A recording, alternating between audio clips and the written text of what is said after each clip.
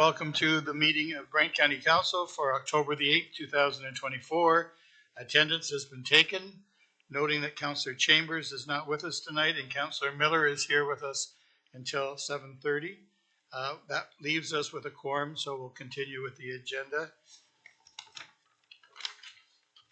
The second thing on our agenda is our land acknowledgement, and we're going to use Councillor Miller for that, please.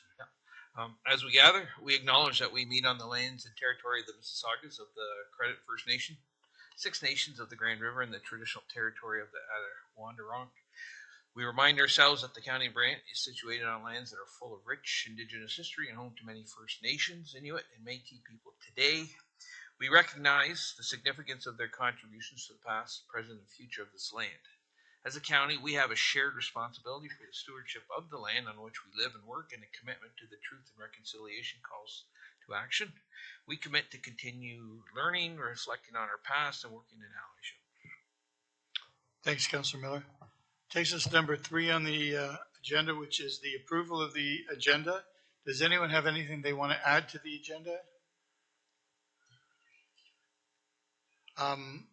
We have a withdrawal of a application 10.3 ZBA 10-24HH on the 8th concession. It's been withdrawn for tonight. Dan, do you want to speak to that?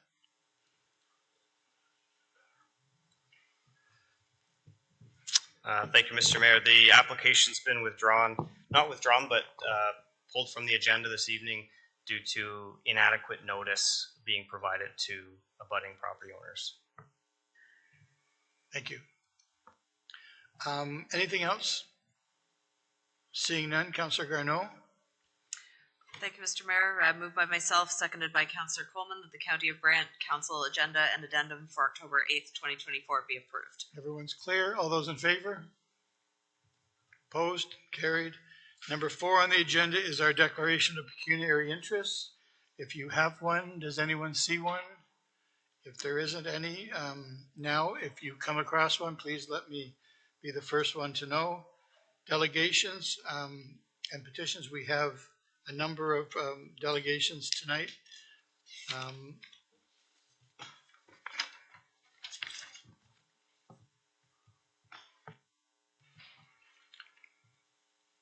Just doing it here.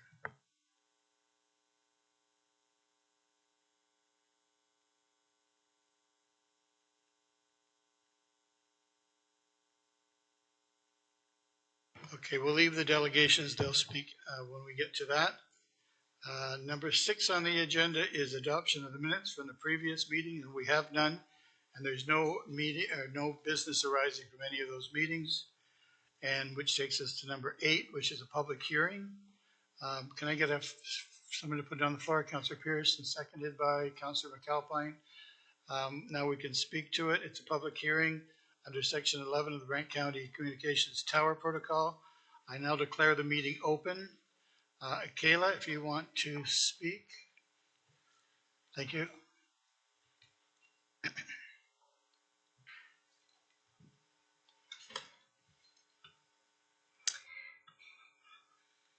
Great, thank you, Mr. Mayor.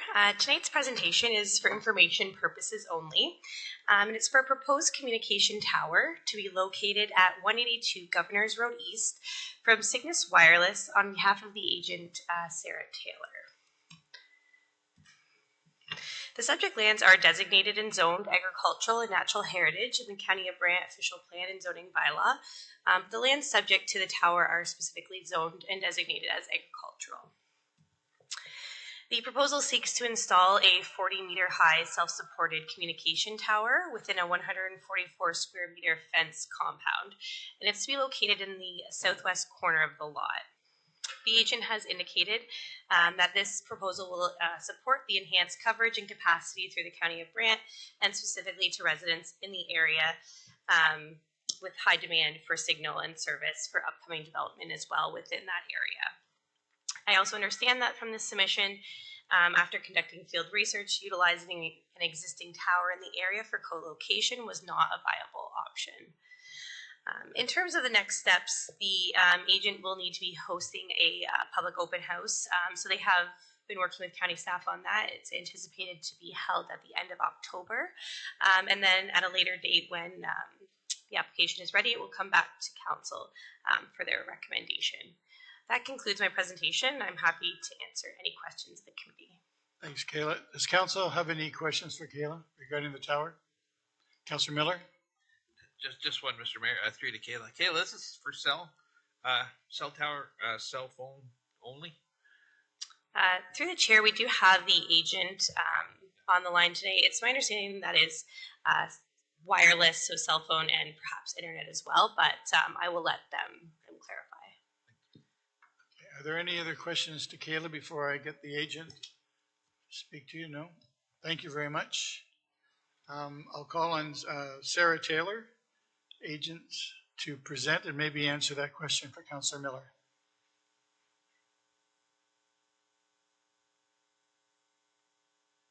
Hello, everyone. Were you able to hear Councillor Miller's question? Yes, the telecommunication tower does provide service for internet and cell phone communication. I have a presentation I can present that explains it. That'd be great. Thank you.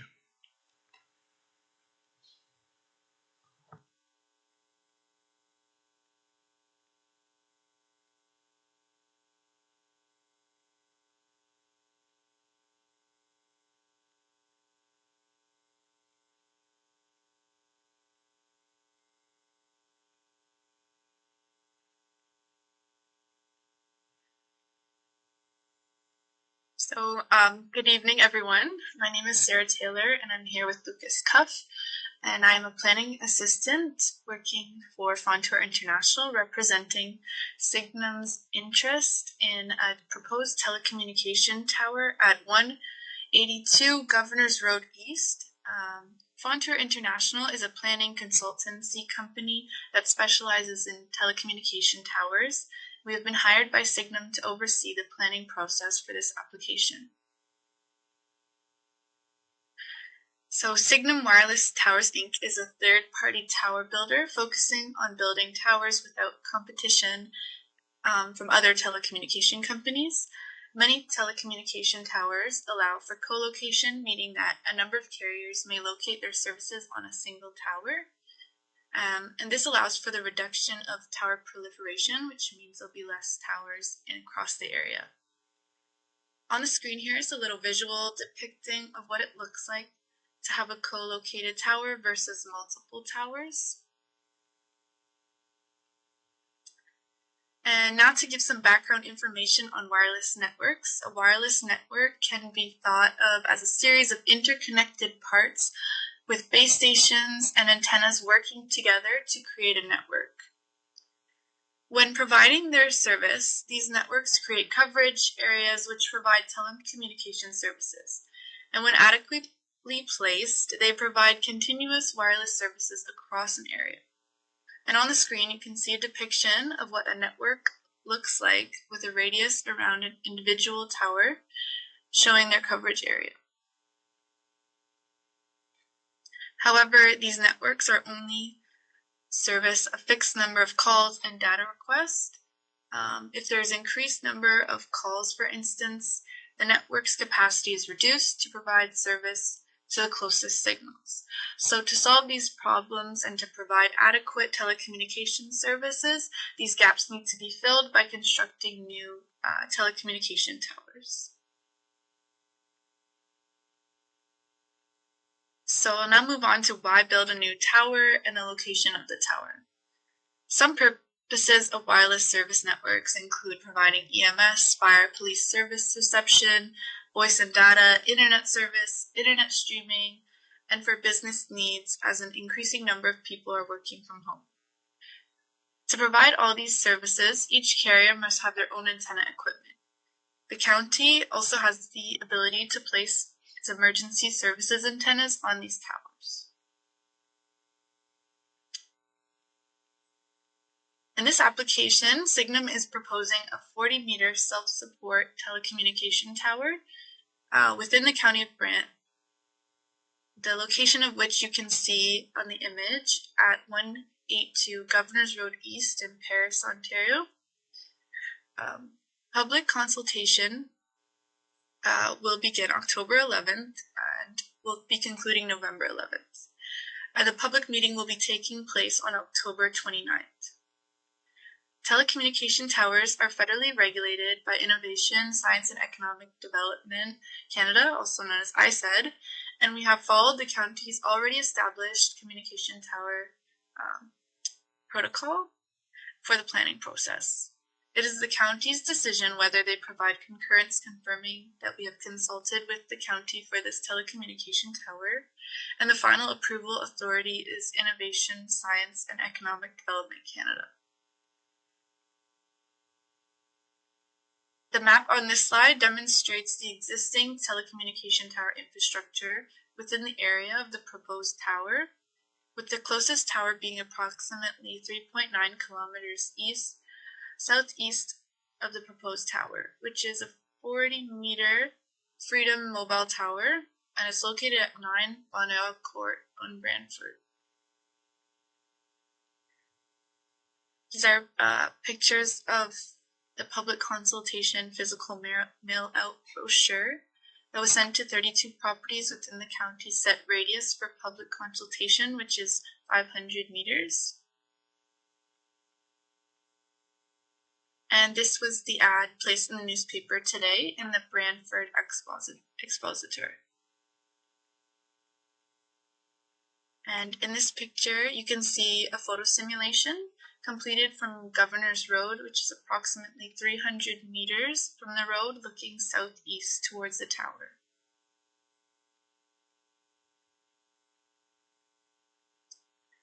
This is a map of the current coverage in this area from telecommunication towers. And you can see there's a clear gap on Regional Road 99, Governors Road. And on this, in the pictures, in the second photo, you can see how it improved the coverage by filling the gap.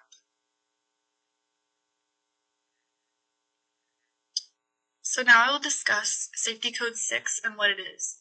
Safety Code 6 is maintained by Health Canada and is the standard that governs the limits of human exposure to electromagnetic fields for any broadcasting endeavor in Canada. It has been first published in 1979, being consistently revised. It also has been revised in 2015. The RF exposure limits in Safety Code 6 are consistent with science-based limits used in other parts of the world, for example, United States, European Union, Japan, and Australia. The graphic here depicts what different sources release RF emissions and where they fall on a radio frequency spectrum. The left side being lower emissions and the right side showing higher emissions. Radio frequency emissions fall into two categories. Non-ionizing energy, which is electromagnetic energy that does not break down the bonds between atoms and molecules, which means it does not break down the chemical bonds within cells and tissues. And then there is ionizing energy, an energy that can have enough power to break down the bonds between atoms and molecules. And you can see here from left to right where certain items in our day-to-day lives fall on the spectrum. So you can see that a power line has 60 Hertz, a radio is 1 megahertz, a mobile phone 700 megahertz, Wi-Fi 5 gigahertz, X-rays 1 exahertz, etc. So the Safety Code 6 limit that has been chosen is already 50 times lower than the threshold for any potential adverse health effects, and these limits are set well below the levels of all known potential adverse health effects and provide protection for all age groups, including children, on a continuous basis, 24 hours a day, 7 days a week. This means that if anyone, including a small child, was exposed to RF energy from multiple sources within the Safety Code 6 limits, there would be no adverse health effects.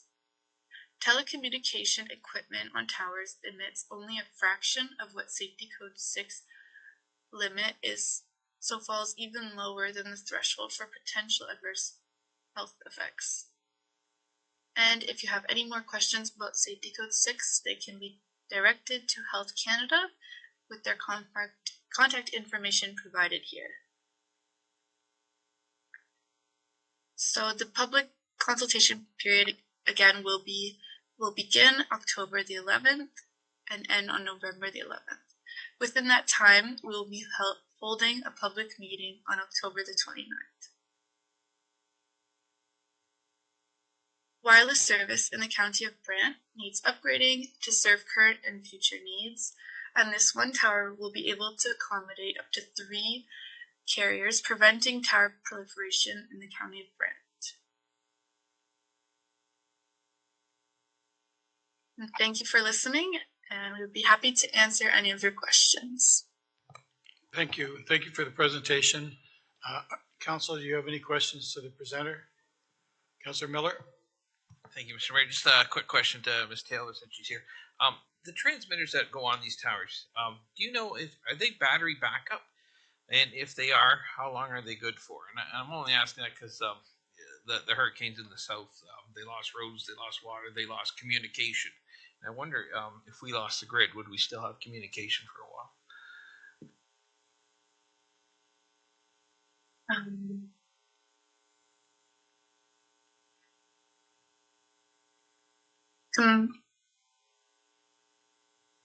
Sorry. To my understanding, they're connected to hydro. So, Lucas, do you know if there is a battery backup for these towers? Yeah, hi, Council. So there is not battery backup for these towers. They are connected to hydro. There is a equipment shelter that potentially, depending on how big the tower is, could have battery backup. I don't believe this one it does. However, we can get that information for you guys at a later time. Okay, thank you. Any other questions, Councillor Pierce? Thanks, Mr. Mayor, through you. You stated that with the type of tower, the single tower, you've got potentially 3 different carriers at 3 different levels on the tower. If it's a 40-meter tower, at what level is that first carrier going to be? How do you decide coverage-wise? Because I'm assuming that the lower on the tower, the less coverage, correct? Correct. The higher on the tower, the more coverage. So ideally, the antennas would want to be at the top of the tower, and in between each antenna, there's a 3-meter. There has to be a 3-meter in between each antenna. So the lowest one could be at Approximately 30 meters. yeah, 30 meters height. And that's We also go by a first come, first served basis. So whatever company comes to Signum first for telecommunication coverage, they get the highest, and then second company will get the second highest, and so on. okay. Follow up, Mr. Mayor, for good. And I appreciate that answer, but where I'm going here is you put a map up there that showed how this tower is going to fill in the gap. Hypothetically, let's just say Rogers is late to the game and they get the lowest on that tower. Is it still going to fill the gap the same way? Yeah, for sure. Each carrier on the tower is going to be able to fill the gap. Obviously, if Bell's on the top, those who are using Bell for their phone or internet, they would have better service than others. But the way antennas works, it does provide reception for all who are using the internet. That it helps just transition them, carries them over to a next tower. Okay, so, sorry, Mr. Mayor, I want to rephrase here. If I'm the lowest on the totem pole, do I still get the same coverage? Am I still going to fill that gap?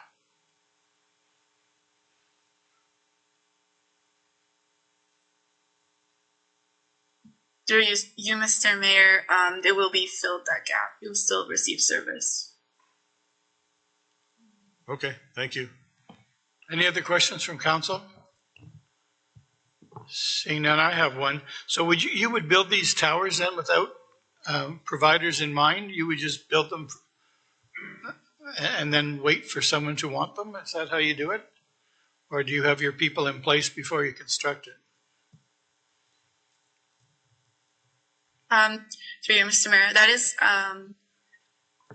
up to Signum Wireless, who we are contracted by, and they create their relations with Rogers and Bell and ensure that they have people going on the towers before they are built. Thank you. Because this is an open meeting, is there anyone in the room that wants to speak to the delegation for or against the application? Seeing none, I'll ask for the second time. Is there anyone in the room that wants to speak to the delegation or the application, either for or against? And seeing no one in the room that wants to speak, I have to ask for the third time, is there anyone that wants to speak to the application?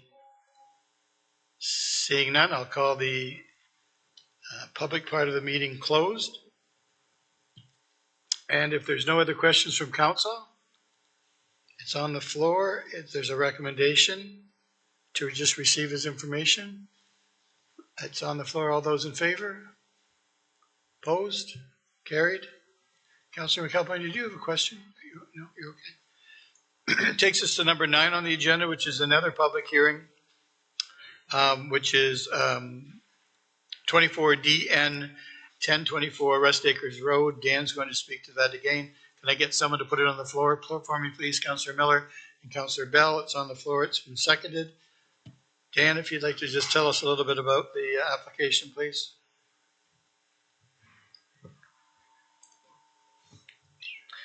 Thank you, Mr. Mayor. This is a zoning bylaw amendment application for a property located at 1024 Rest Acres. This is actually an extension of an existing temporary use. And I believe the planner on behalf of MHBC is with us virtually this evening. So this is related to the existing sales trailer that was constructed and in place in order to facilitate sales within the Scenic Ridge subdivision. This was established as a temporary use in 2017, extended in 2021, and is required in order to facilitate the sales of future phases within the subdivision. So no changes are proposed to the existing sales trailer. So this application effectively will extend the use of the sales trailer for an additional 3 years into 2027.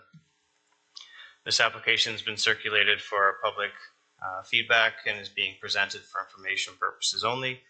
I'm happy to answer any questions. Are there any questions to Dan from council? Councillor Bell. Thank you, Mr. Mayor. Through you to Dan. Dan, I'm looking at the temporary sales trailer plan, which is dated 2017, so it's a little bit out of date. But it would appear that the temporary entrance is coming off the roundabout, I mean literally off the roundabout. So I presume that is an inaccurate drawing. Through Mr. Mayor, that is correct. That was ratified at as part of the latest extension, where the entrance was relocated furthest away from the roundabout. So it's a sufficient distance from the roundabout exit. That's correct. Thank you. Any other questions for Dan? Seeing none, thanks, Dan. And we can call on the presenter or the applicant, or the agent of the applicant. Oh, there you are. Hello. Good evening, members of council. Stephanie Murdich with MHPC here as the planner this evening. I don't have a formal presentation this evening, but as Dan mentioned, the purpose of the application is for a extension of the temporary use for a sales trailer, which is currently existing and has been used since 2017 and will continue to be used for the remaining phases of sale for the Scenic Ridge subdivision at 1024 Rest Acres Road. So with that, we're just here for information tonight, but I am happy to answer any questions. Thank you. Thank you. Council, do you have any questions? Councillor Miller. Thank you, Mr. Mayor. Through to the applicant or the planner. Do you think you'll still need this trailer in 3 years? Through the chair to the councillor, the current phases of the project, phase 1 and 2 have been constructed. There are 2 remaining phases in the subdivision, phases 3 and 4. They currently have not gone to sale at this point, and timing of both of those phases is currently dependent on a variety of factors, including servicing and allocation. So it is very likely that we will not be able to sell all of the units in the next 3 years. So yes, I anticipate needing the use for an additional 3 years. Thank you. Thanks.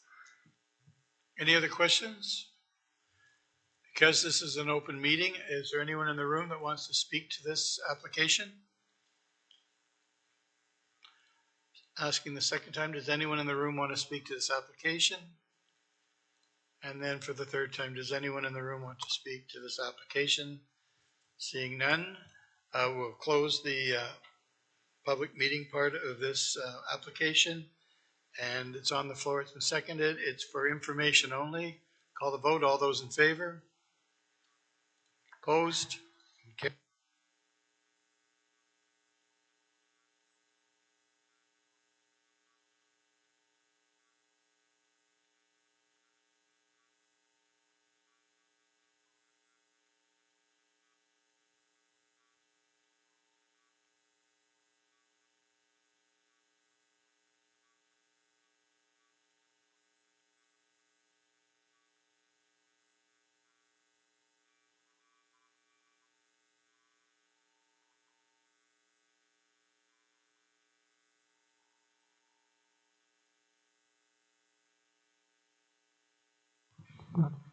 Thank you, Mr. Mayor. This is a zoning bylaw amendment application being presented this evening with a staff recommendation of approval for the reasons outlined in the staff report. This application is related to a property located at 139 Court Drive. This application was originally presented last month for information purposes.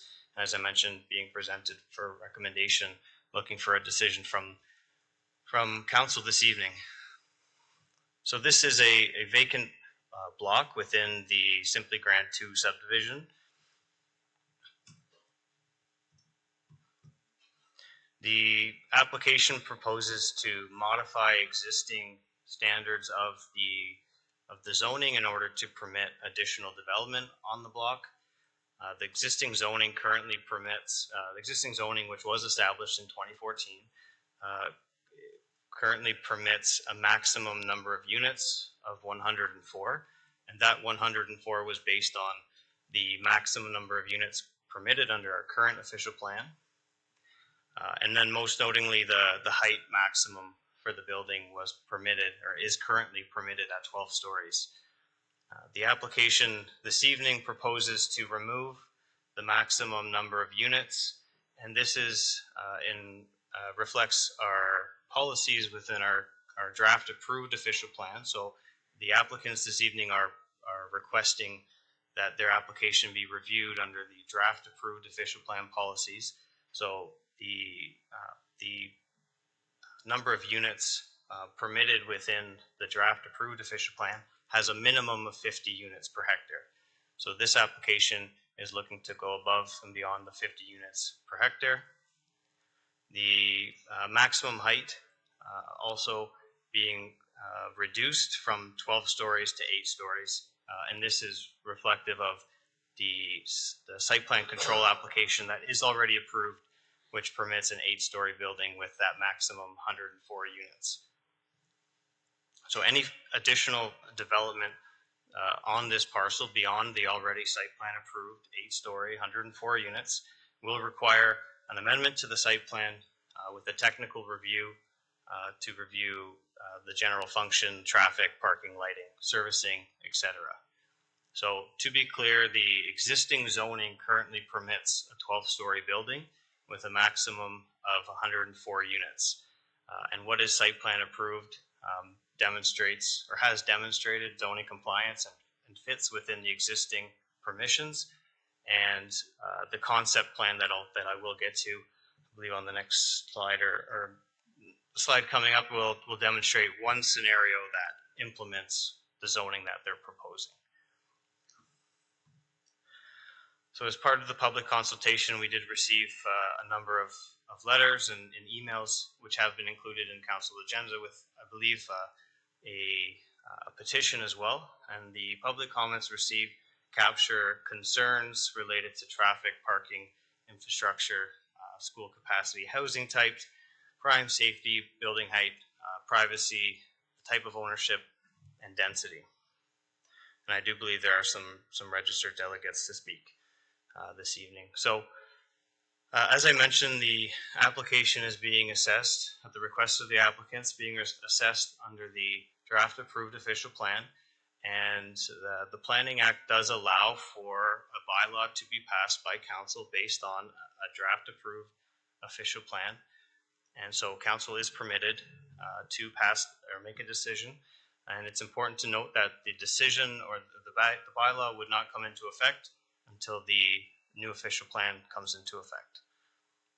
So the current designation, again, just to draw some comparison, the property is currently designated urban residential, which primarily is intended to offer a range of housing types and supporting neighborhood commercial uses.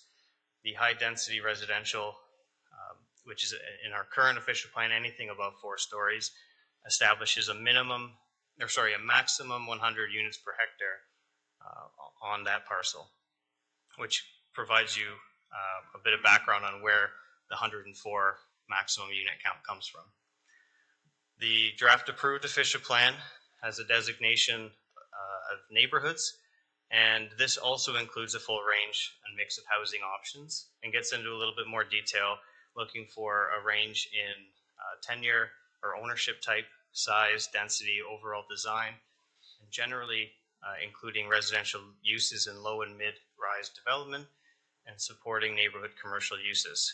So in this case, high-rise development of 6 to 10 stories has been deemed appropriate, recognizing the existing zoning from 2014. In our new draft approved official plan, the density target goes from a maximum 100 to a minimum of 50. So as long as the development, and this is for all forms of development within the designation, we're looking for the development to provide above and beyond a minimum of 50 units. So as I mentioned, the development concept, which was shared as part of my initial information presentation, on the left side of the screen, we have what I'm going to call phase 1, which is approved, site plan approved in 2013. This is for an 8-story building with the maximum 104 units, consisting of 1 and 2 bedroom units with surface and underground parking. Phase 2, as I mentioned, this is a concept that demonstrates how the proposed zoning could be implemented on the site, subject to change. And it's also important to note that this application is required as a first step in order to facilitate any form of development beyond the permitted 104 units.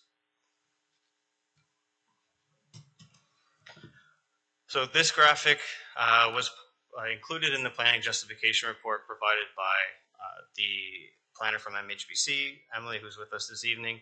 And I've decided to include it because it demonstrates that the surrounding area offers connectivity to a variety of land uses within a reasonable distance, encouraging active modes of transportation. So really quickly, the subject lands are identified in red.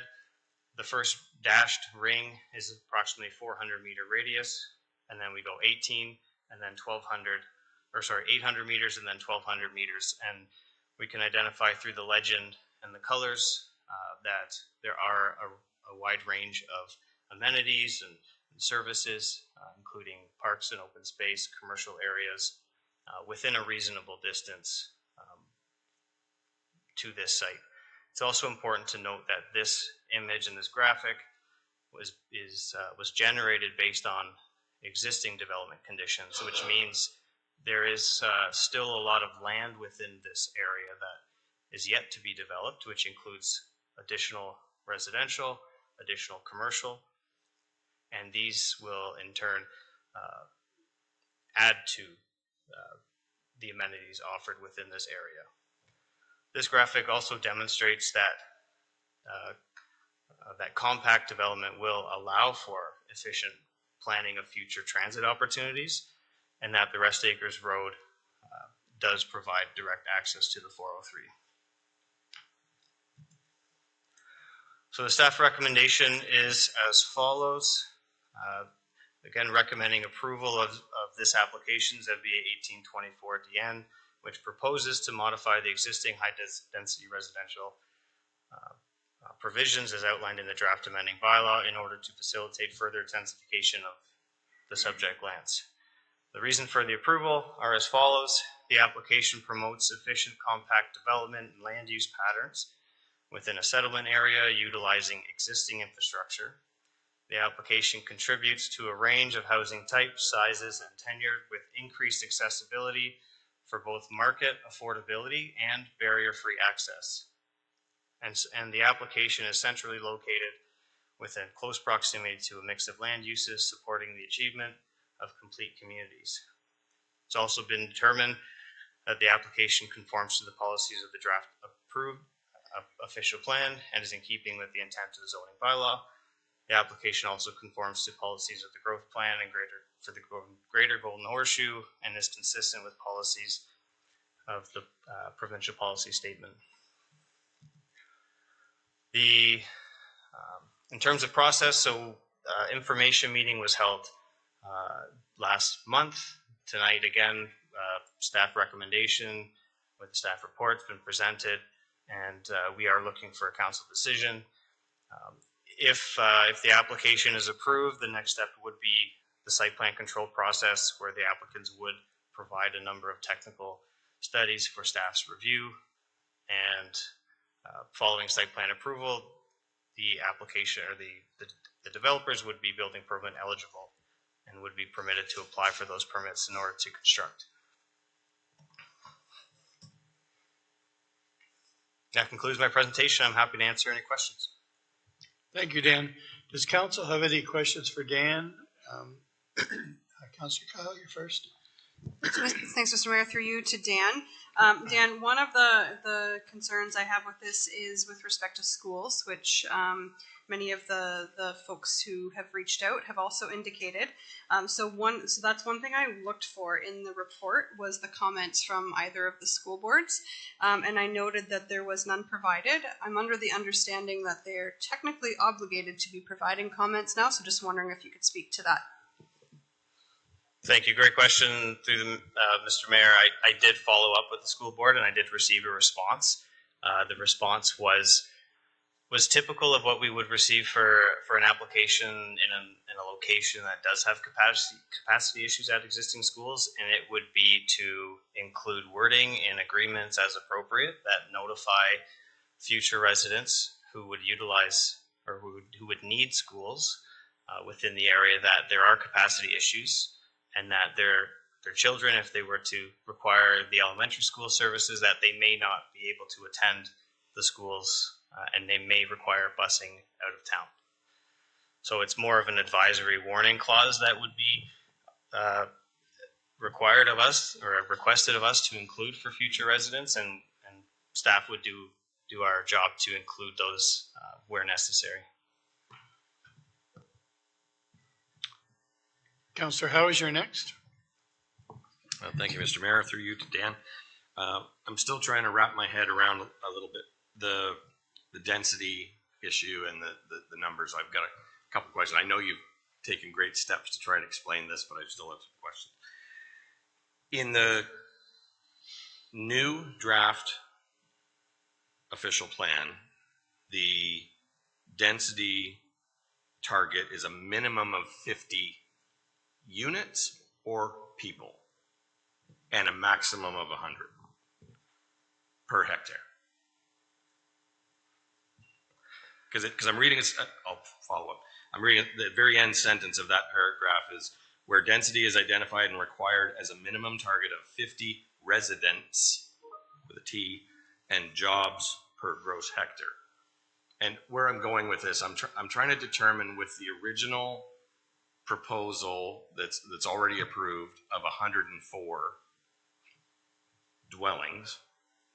I'm trying to figure out where that ranks on the density target of 50 to 100 units per hectare. Thank you. So through Mr. Mayor, the wording in our current official plans is units per hectare. The wording in our draft approved official plan is people and jobs per hectare. The current official plan established the maximum of 100 units per hectare for high density development, and the target in our draft approved official plan establishes a minimum of 50 people and jobs per hectare.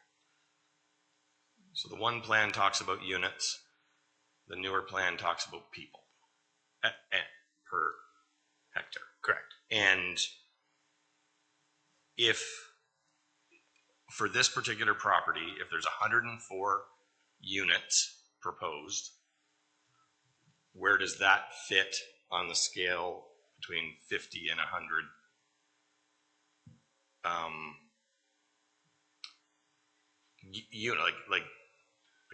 Is the property a hectare, for example? Like, are we talking about 104 units in 1 hectare, roughly?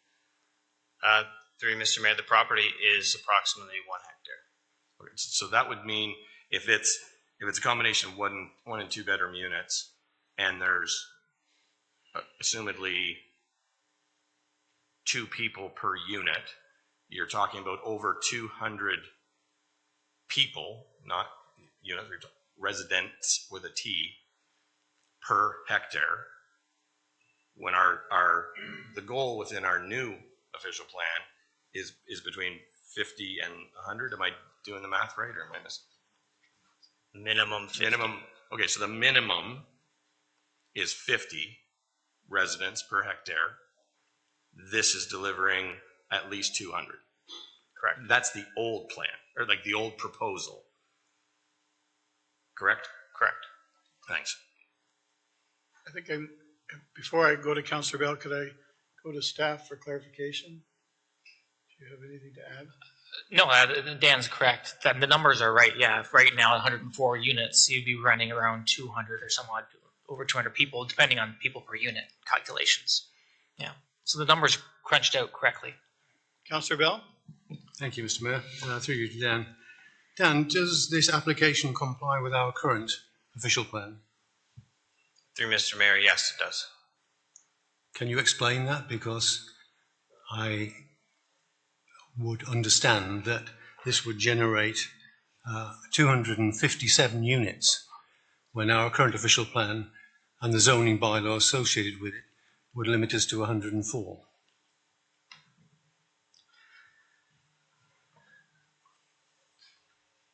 Through Mr. Mayor, yes. So let me clarify. The application permits. What is site plan approved complies to our current official plan, and what is site plan approved with the 104 units also complies to or conforms to our draft approved official plan. The proposal, as shown today, the modifications to the RM3 zone, by removing that maximum, we are exceeding. If any additional development were to be proposed on that parcel that resulted in 105 units or 110 units, they would be exceeding the current official plan density targets per minute. Yeah. And so, if I may, Mr. Mayor, given the clarification you gave to Steve about the new official plan talking about people rather than units, the 257 units that we would have would probably generate 500 plus people, so it's quite an addition. I'm troubled by that we are going to this proposal from the developer would cause us to exceed the current official plan numbers by a factor of 2.5.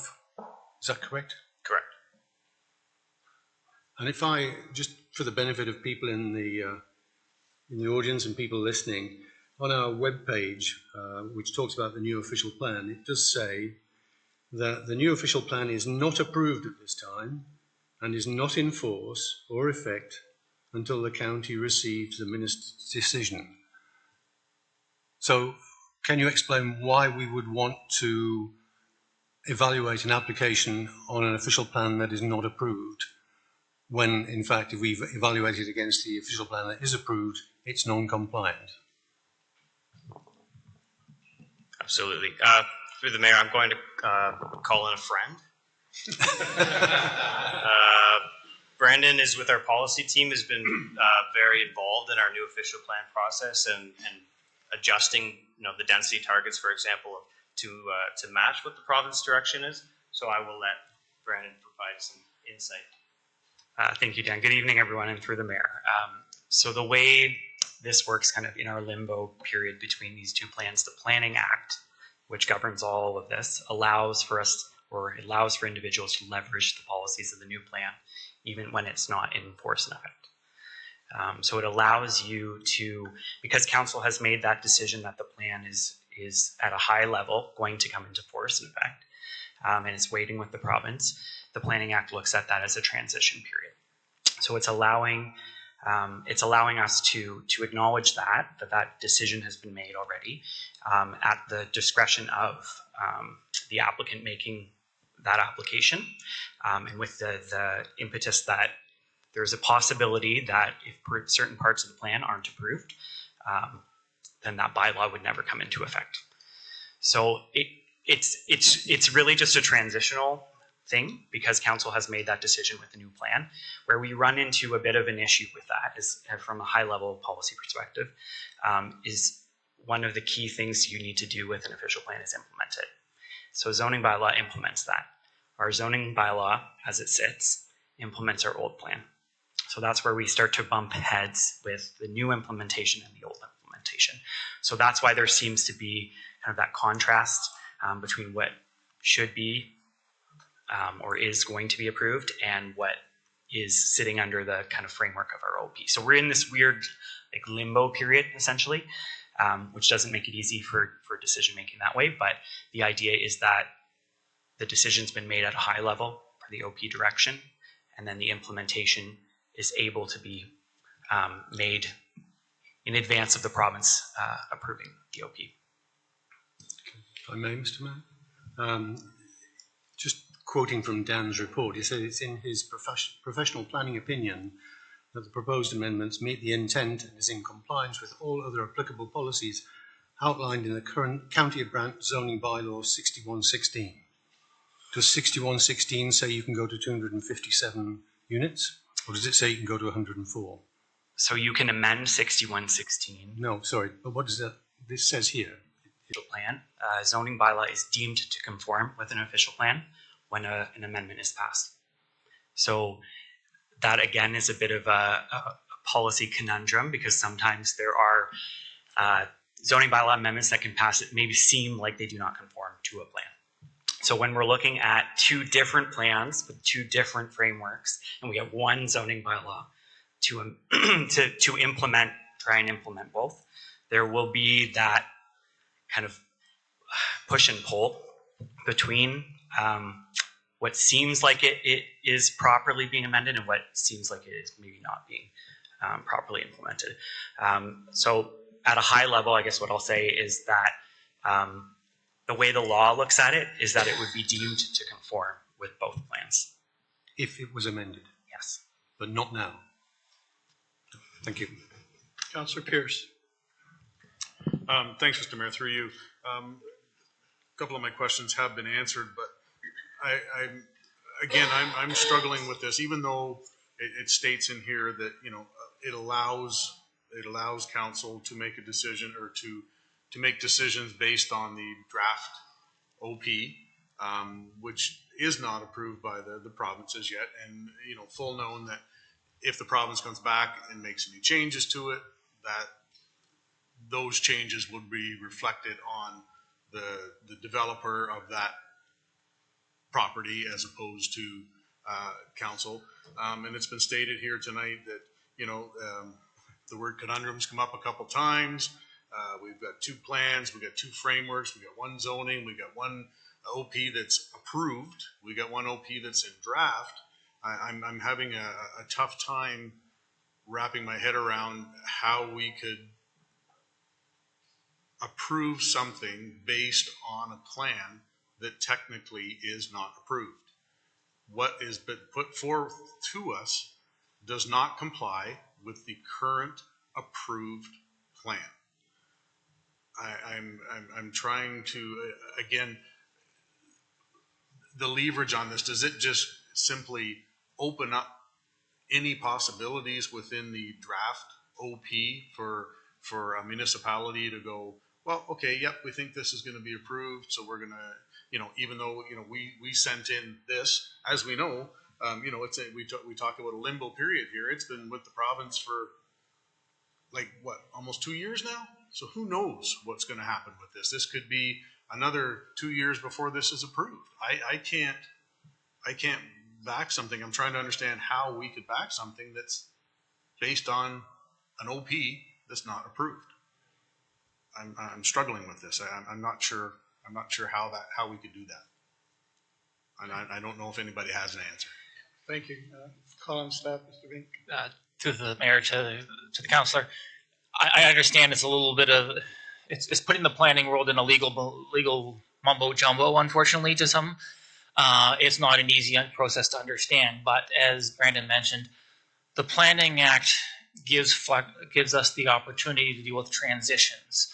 And legally, through decisions that have been made by OLT, et cetera, we understand that we can, because council has approved the plan and it's sitting in the province, we know what we have approved and we know what we're looking for. And if it's consistent with that, we're allowed to make decisions consistent with that. They just don't come into force and effect until the plan comes into force and effect. So if this was to be approved tonight, because they're asking you to approve it under the new official plan, not under the old official plan, the bylaw wouldn't come into force and effect until the official plan comes into force and effect. So it is a legal implication that we're trying to get people to understand tonight. So it is legally permitted. It has been tested in the OLT. It has been done. There has been, I think, one of the files here has been through the OLT and applied that way. So it is a legal way that it can be done and looked after, even though it seems like we're going against our current official plan. It's tied to something that you've supported and you've set before the province hoping for approval. So you're weighing it against that plan saying, yes, we think that plan was good. This application weighed against that plan. Is it consistent or not? And that's what Dan was weighing, is it consistent to that plan that you have approved and set before the province or not? And that's where his recommendation is coming from, saying, yes, it is consistent with this new plan that you as council brought forward to the province, and we hope they approve, and we anticipate their approval shortly. So. No, I appreciate that. And one more clarification, if I could, Mr. Mayor. So as it stands right now, and it has been approved for, you know, over a decade, of 104 units on there. So just to clarify, that 104 units could essentially be in one 12-story building or potentially two 12-story buildings if they want to make them bigger. There's no dictating as to how those 104 units are made up on that parcel of land, correct? That is correct, through the mayor. It is the maximum 104 units that dictates how many units. Right. The height of the building can be 12 stories. It doesn't dictate how many buildings that is allocated within. Okay, thank you. Councillor Miller? Thank you, Mr. Mayor. Through to the planner. Dan, if we were to turn this down, there's a really good likelihood that the applicant will go to the OLT. And when they go to the OLT, what they would present, what would be argued is what's in front of us tonight, right? But what I'm asking is there any chance that it could go back to being a 12-story if it went to OLT? Through Mr. Mayor, the applicants do have site plan approval for the 8-story, 104 units. 12-story or 8? 8-story. Okay. Site plan approval. So zoning permits 12. Development of the site, as through their site plan application, came in as an 8-story, and we approved it at an 8-story. They could have obtained building permits tomorrow for an 8-story building. If they'd like to amend that to a 12-story building, they would have to open up that site plan approved application. We would revisit the application, and we would have to amend the site plan at a different height or a different design. So they would have to change their application and get site plan approval for a 12-story And that may be okay because the zoning permits 12 stories. Yeah, there's always that risk. There's always that risk of going to the OLT because when as soon as it goes to the OLT, it's out of our hands basically at that point. So, correct? That's correct. Okay, thank you. Any other councillors? Councillor Bell? Yeah, very good question, Mr. Mayor, if I may. Dan, is there any limit to the number of units that can be put on this site if this is approved? So, through Mr. Mayor, if there was no maximum number of units established through zoning, there are a number of factors that would naturally limit the number of units or the density that could be achieved on this site if it was further intensified. Zoning compliance, maximum building coverage, setbacks, required parking, landscape coverage. These are elements of the zoning bylaw that would establish the developable area and how many units could be accommodated. There is also the technical studies, the traffic, the engineering aspects, drainage, being able to manage water, stormwater runoff on site, servicing capacity within our existing system. So there's a number of factors there that will naturally establish what density could be achieved here. Outside of the site, we also look at the surrounding area and how the surrounding area could achieve higher density or could support higher density. So we look at that graphic that I showed you during my presentation that identified the location of the highway, the location of the main arterial roads, location of parks and commercial amenities. So these are all things that provide further justification for why this site is a good site for higher density. But the draft zoning bylaw amendment says no maximum, so you're not at this point suggesting a number. So in this case, we're not proposing a number. I believe the concept, and the applicants are here to speak to it, the concept likely demonstrates the maximum build out of the site. As a developer, that's what they would like to do. They would like to use the land as efficiently as possible. There is no maximum. The important thing to note too is that what the zoning amendment does establish a maximum height, a new maximum height from 12 stories to 8. So, despite there being no maximum number of units, we've established what the built form will look like, 8 stories. They'd be permitted to go up to 8. So for efficiently, can you read profitably? Councillor Pierce. Thanks, Mr. Mayor. Dan, can you just confirm to me at what point in time, let me precede that by first of all stating the fact that when we talk about the number of parking spaces, this is one of the few that have come in with more parking spaces than what's required. So that part I appreciate because parking is a huge issue. In order to accommodate that, they're looking at underground parking, which is perfect. I get that as well, which means where this is located, I'm sure everybody should be aware of it. It's on the base of a hill, and there's gypsum mines all over that hill. And once you start digging into that, I'm a little worried about slope stability. Where does that come into play here, just so everybody's aware? Through Mr. Mayor, that's a great question. So there would have been already multiple opportunities for the applicants, the developers, to provide information related to the slope. First opportunity would have been at the creation of the plan of subdivision, where they would have established this block. So they would have established the top of bank of the slope and would have completed some higher level geotechnical works to establish what's the stability of the ground. At the site plan control stage, they would have also provided information to support the detailed design of their development, and we'll have another opportunity to review and request additional information if required in support of any future development as part of a subsequent site plan control application.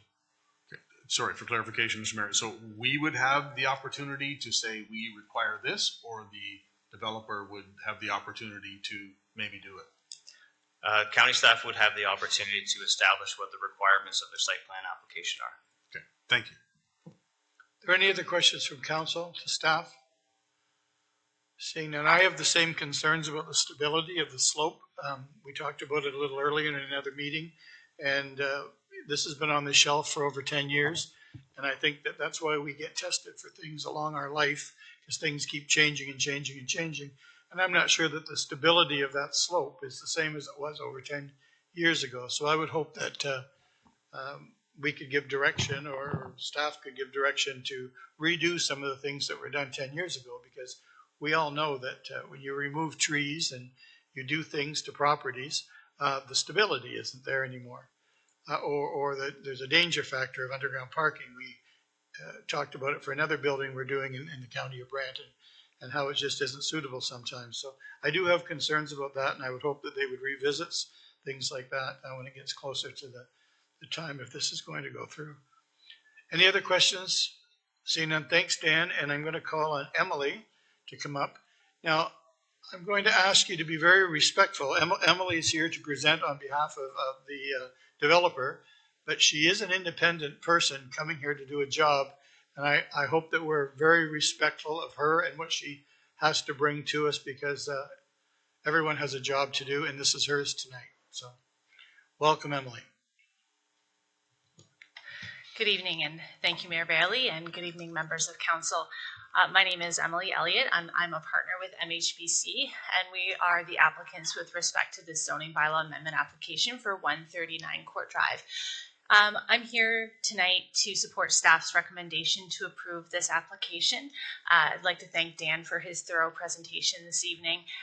I have a few additional remarks I'd like to offer. I'll try to be fairly brief, and then I'm happy to answer any questions. So, just to open up, this is the concept plan. I'll leave it on the screen for most of the discussion this evening. So this block is located in the southern part of Paris in the Simply Grand 2 subdivision. The site is just over a hectare in size, and it has frontage along Court Drive, and is just east of the roundabout at Court Drive and Rest Acres Road. As I mentioned, it's in a subdivision. The Simply Grand 2 subdivision was draft approved in 2014, and it was registered in 2021. The site was identified for high-density residential development at the time the draft plan of subdivision was approved. As well, it was zoned for high-density residential development in 2014, and that was it's currently zoned RM3-8, which is the high-density zone with a site-specific provision, but that zoning was actually established under your previous zoning bylaw. And like I said, that was established over 10 years ago in 2014 at the time of draft plan approval and the site-specific zoning for the subdivision. As Dan mentioned, there was recently a site plan approval application to facilitate the development of an 8-story multiple residential building on the northerly portion of the site. That is on the left-hand side of the screen, it's the sort of grayed out area. The 8-story building has 104 units and 185 parking spaces. The parking for the first phase exceeds the bylaw requirements. It's limited surface parking and then underground parking as well. There's one access proposed connected to Court Drive, and all of that was approved through the site plan process. The zoning bylaw amendment tonight that's being considered is to facilitate the development of the second phase, and that's on the southerly portion of the site, and it's an additional 8-story building. This phase includes 153 units, and it contains a mix of 1 and 2 bedroom units. For the second building, there are 272 parking spaces proposed, and that, like was mentioned, exceeds the requirements of the zoning bylaw. The one single access to Court Drive is proposed to be maintained for both buildings, shared throughout the site, and there are multiple pedestrian connections to Court Drive. There will also be common amenity space for residents of this second building. And the existing building and the proposed building can also be serviced by connections to, or sorry, not existing, site plan approved and proposed building can be serviced by connections to existing municipal infrastructure within Court Drive. So the intent of the zoning bylaw amendment application is to establish performance standards in the zoning bylaw that ensure a compatible built form. The performance standards we're proposing relate to the required minimum setbacks and to establish a maximum height of 8 stories, and that's consistent with the height of the Phase 1 building, and it's less than the current zoning bylaw maximum height of 12 stories. So it brings it down by 4 stories. The zoning bylaw amendment application is also requested to remove the maximum number of dwelling units, and the request to adjust that reflects the policy framework of the council adopted official plan, which, as Dan mentioned, designates the site neighborhoods. And that designation permits this form of development and does not have a maximum density. It was mentioned that there is a minimum density of 50 people and jobs per hectare. And I'd just like to add that that density is measured over the entire designated greenfield area. It doesn't necessarily apply to every site on an individual basis. So it's a very broad-based density measurement that applies to the whole of the designated greenfield area. So I'll just share a couple of slides now that illustrate the appearance of the proposed building. So you can see the intent is to achieve a visually interesting building that incorporates a variety of building materials, step backs, and projections to provide some definition. Together with the site plan approval on the northern portion of the building, there will be a significant contribution to the range of housing types in this community through the provision of additional apartment units. And this form of housing does represent a more attainable form of market-based housing. The building will be designed to be compatible with and complement the Phase 1 development with a consistent approach to architecture. As I mentioned, the bulk of the parking will be provided as underground parking spaces, screened from view of Court Drive. There will be some surface parking spaces that will be situated in behind the buildings to minimize any visual impact from the street. All of those detailed design matters will be addressed through the site plan approval process, and that will include detailed engineering plans, engineering, architecture, landscaping, and lighting. So we've reviewed the staff report, and like I said, we do support the staff recommendation that the zoning bylaw amendment application be approved. The proposal is consistent with the provincial policy statement. It conforms to the growth plan, and it conforms to the council adopted county official plan, and will contribute to the county's minimum density targets for the designated greenfield area, which is that 50 units per hectare. The development, 50 people and jobs per hectare. The development represents an efficient use of the land and infrastructure through the intensification of an underutilized site with a compact built form. The development contributes to the range of housing types and sizes in the area and includes that attainable market rate housing, which will assist in achieving a more diverse mix of land uses in this community. The proposed use and density are permitted by the official plan, and the site has been identified for high density development since 2010 through the draft approval of this plan of subdivision and the establishment of the site specific zoning. So again, happy to answer any questions that you might have this evening. Thanks very much. Thank you very much. Councillor Pierce, you're first, and then followed by Councillor House. Thank you, Mr. Mayor, through you. Thank you for that. Couple quick questions here. So in looking at the information that we have here in regards to parking, it looks as though from the diagrams, most of the surface parking is visitor parking. And again, as I stated earlier, with the number of parking spots that you're allocating here, that's above what's required, and we appreciate that. With that being said, if these are going to be underground, can you give me some sort of idea as to, would that be 2 levels down, 3 levels down? Do you know? Through the mayor, it's proposed to have 2 levels of underground parking. 2 levels, okay, I appreciate that. And one other one, and you alluded to it a couple of times, the fact of, with the 1 bedroom, 2 bedroom, 3 bedroom, 100% we need those in our community. I'm not saying we don't, we do, but you continue to use the word attainable. Mm-hmm. Attainable just means it's out there. Attainable does not mean affordable. I know affordable is at a different end of the spectrum of that, but attainable simply means that there are units available. It doesn't matter where the cost is. So where I'm going with this is, and I know it's tough for you to say, has there been any discussion, any idea at all? Are these, first of all, A, do we know if these are going to be for rent or for sale? And B, do we have any indication as to, are these going to be 600,000, 700,000? Are they going to be 400,000 or 500,000? So they're more to the affordable than just attainable. Through the mayor, the tenure of this development has not been determined at that time. If it is a plan of condominium, it will go through a plan of condominium process, which is a separate Planning Act application. In terms of the price point, that also hasn't been determined at this point in time. It's really subjective to a number of factors, including market conditions. In terms of the word attainable, it doesn't indicate or promise that this will be, affordable housing or subsidized housing in any way. It does reflect that this will be a lower price point when compared to other home offerings in the community. So compared to single detached dwellings, apartments are typically at a lower price point. Okay, thank you. Any other questions? Councillor Howes and then Councillor Bell. Thank you, Mr. Mayor. Through you to our guest. You referenced in your presentation that the proposal of adding the second building would help achieve the minimum density target of 50 people per gross hectare, let alone jobs. And I just wanted to, and I'm still working through the math on this, with the second building proposal, I count that you would end up with 257 units and a combination of 1 and 2 bedroom.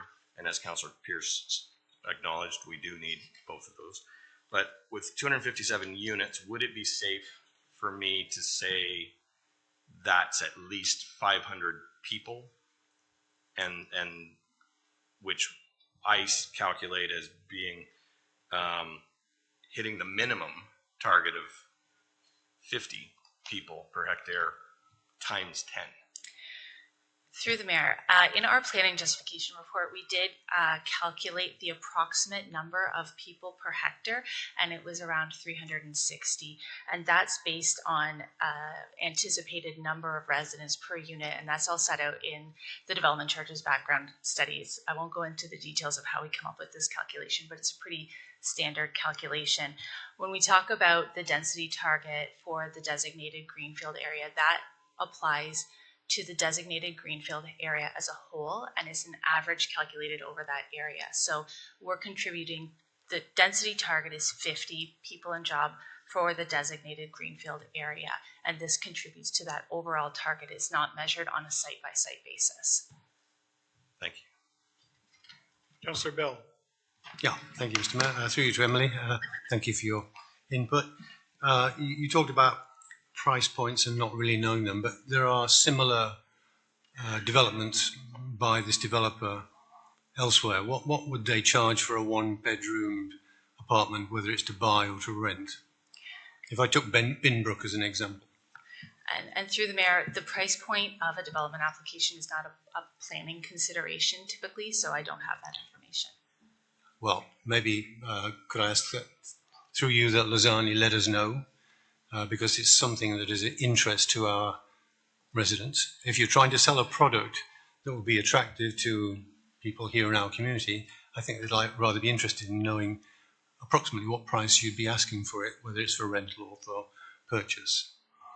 Second question, are there going to be any affordable units in either of these two blocks? And through the mayor, at this point, there are no affordable units proposed. Has that been a consideration that Lozani has given? At this stage, through the mayor, at this stage, we are looking at the zoning for the site to establish the land use. So that has not been a consideration for this application. Can I, if I may? What advice was given to buyers in the wider Court Drive development about what was going to happen at this site? And through the mayor, I am a planning consultant. I was not giving advice to anybody in the development, nor was I part of that project at the time. Yeah, thank you. I appreciate that. Then could I ask that, as you're representing Lozani, that you ask them to let us know what steps they took to advise residents in that area? They were selling Lozani products in that area. We've heard, and you can see it in our documentation, that many people there felt like they weren't told that this was going to happen. In fact, they were told it wasn't going to happen. So you're right, we're here to talk about the planning issues, but I think it is important to our residents, particularly those in Court Drive, to have a clear understanding of whether they were misled or not by Lozani when they bought their properties. Final question, and maybe you can answer this one. This is a planning one. What's the timeline for development? And through the mayor, again, that is based on a variety of factors. We still have to go through, provided the zoning is approved, there's still the site plan approval process, which can take several months. So that's subject to approval of the site plan and kind of conditions moving forward. Again, maybe I could ask that you ask your the company you're representing to give some indication so that we can share that with our community. Thank you. Yeah. At this point, I'd like to warn council or advise council that we're only talking to the application and we're not going anywhere near the developer and or their business practices, only the application in front of us. Councillor Oakley. I'm good, Mr. Mayor. Thank you very much. You're fine? Yes. Yeah. Thank you. Thank you. Any other questions to the presenter? Seeing none, thank you. Thank you. Thank you. Now, this is an open meeting, which means the public can speak. We have 6 people registered to speak, and after those 6 speakers speak, then we'll ask if there's anybody else in the room that wants to speak that isn't registered. So the clerk's going to call your name, and when she does, you can come to the podium. You have 10 minutes to give us your name and your address, and we'll go from there. Through you, Mayor Bailey, the first registered delegation I have here is Manish Patel.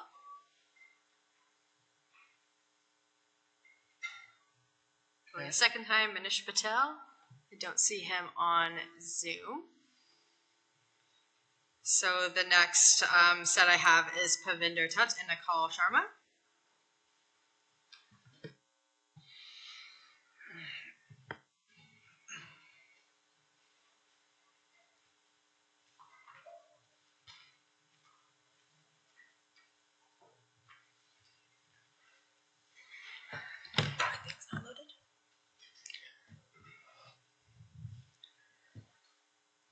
Before we start, we had submitted a presentation. Will that be linked? Or...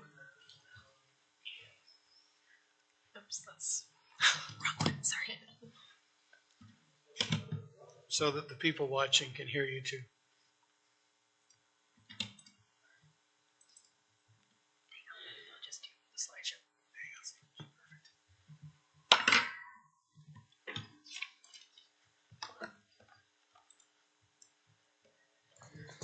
And your address first, please. Thank you.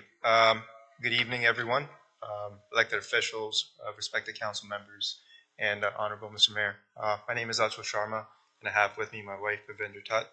We are residents of 137 Court Drive, and that is a property that's adjacent to the property in application today, and that is 139 Court Drive. And the purpose of us standing here in front of you today to talk to you, a couple of objectives. Firstly, to request the council to vote against the construction of an additional 157 units on 139 Court Drive, which should be opposed, and request the council to support the community in appealing Block 34, 139 Court Drive High Density Project, the approved and the proposed projects. The items we'll be addressing today are the impact to the community as they relate to privacy, the green space, and you guys can read the rest there. The conflicting kind of messaging we've received. Conflicting might be the wrong word, the conundrum that we're in when reading these applications and notifications as they are in the signage along with the application itself. Our kind of interpretation and how we've been misinformed in terms of homeowners and buyers of properties in the area. And lastly, we would like to give you our suggestions and what we would like as outcomes of this. So in terms of the impact to the privacy or to the community regarding privacy, this is a direct hit to residents both on Court Drive and Lauren Card. People bought these homes in these 2 locations with the notion of privacy. That was a selling feature of these homes, the reasons most of us paid lot premiums for these homes. Backyards have been built for this exact reason. And now the approved building A and proposed building B threaten privacy for our families and our young children. When purchasing these properties, homeowners were sold on the fact or the notion of this private ravine-facing lot. For us, this was done in poor faith. If the plan is to have a private lot in the back, but 257, 500 plus units next to you, that's not private. The picture is what is currently approved to be built. You'll note that the left is this building A that I'm referencing, the 104 8-story unit. And this directly impacts the privacy of my family that is located right adjacent to this property at 137 Court Drive. This building will have a direct line of sight into our neighborhood, into our backyards.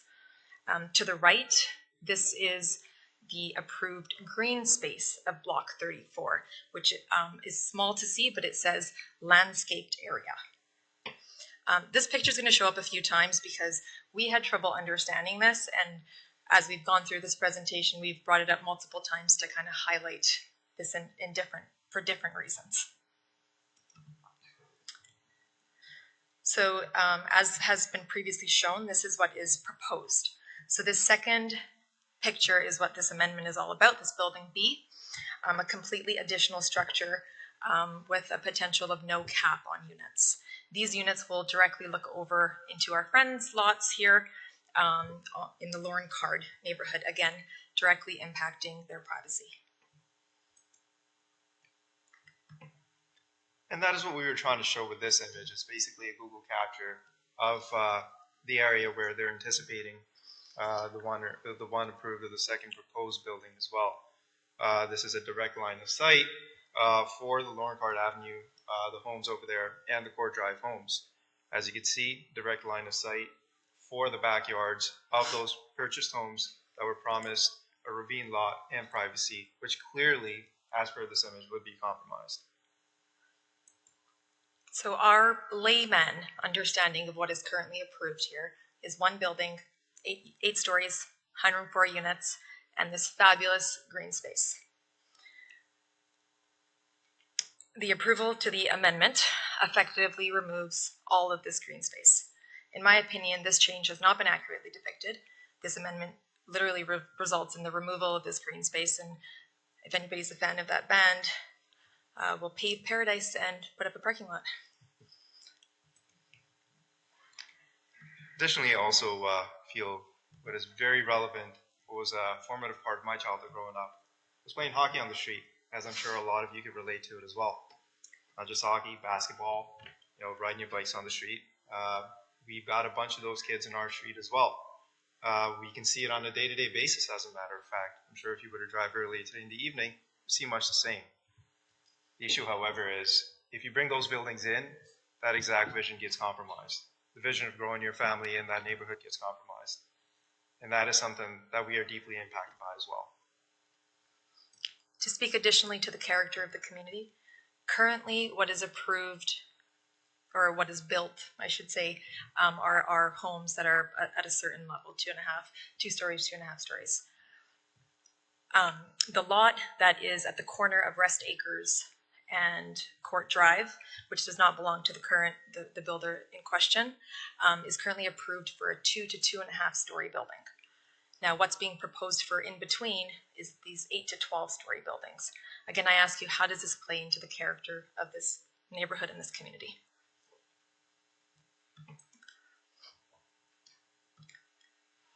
So what's important to note here is that Building A, which is adjacent to our home, is the only 8 to 12 story building in Paris that's directly adjacent to a single detached home. This approval, as we heard this evening, predates 2014, and much has changed since then. 2 weeks ago, my neighbors and I went door to door to talk to folks and get an understanding of where they were at about this. Everyone expressed concerns about what this change will do to our neighborhood. What is more alarming is the number of people who were not told prior to buying their homes that these two monstrosities would be coming into our neighborhood. Our neighbors have shared with us that they were told single homes, townhomes, homes that would fit the current character of the community and that neighborhood would be built. That was what was coming to Block 34.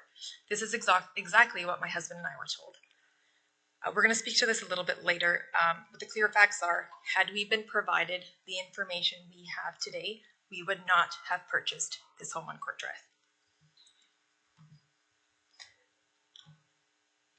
In terms of financial implications, we've spoken to several real estate agents and have been told point blank that the development of a high density project such as this one, adjacent to our property and that of our neighbors, will negatively impact our property value. We purchased our home with such high hopes of settling in this community, raising our families, and caring for our elders. And now we face this reality that this might get voted into play, and this is going to negatively impact our financial security. We have our savings invested in this home, and if this project goes through, we're going to be impacted tremendously. Most of the homes on our street have sold for over $1 million. There's a property on sale by the current builder down the road from us for $1.8 million. I am very curious to know what is being told to those prospective buyers about their investment and what this is going to do to that. In addition to the tremendous financial impact this will have on us, if we ever decide to sell our house, this is now deemed less desirable. The home that we poured our hearts and souls into has now become quite literally a nightmare. We're not the only ones contemplating relocation. Many community members have voiced this concern, and should this go through, they have plans to move. The fact that this development is going to push your current residents out should be reason enough to vote against it. We've already seen this with our direct neighbors who, when they got wind of this, sold their home and moved with their 2 small children. They were direct friends with the builders, and again, were misled by their friends. If you drive down our street today, this evening, you'll see several for sale signs up, a direct implication of what folks feel is to come.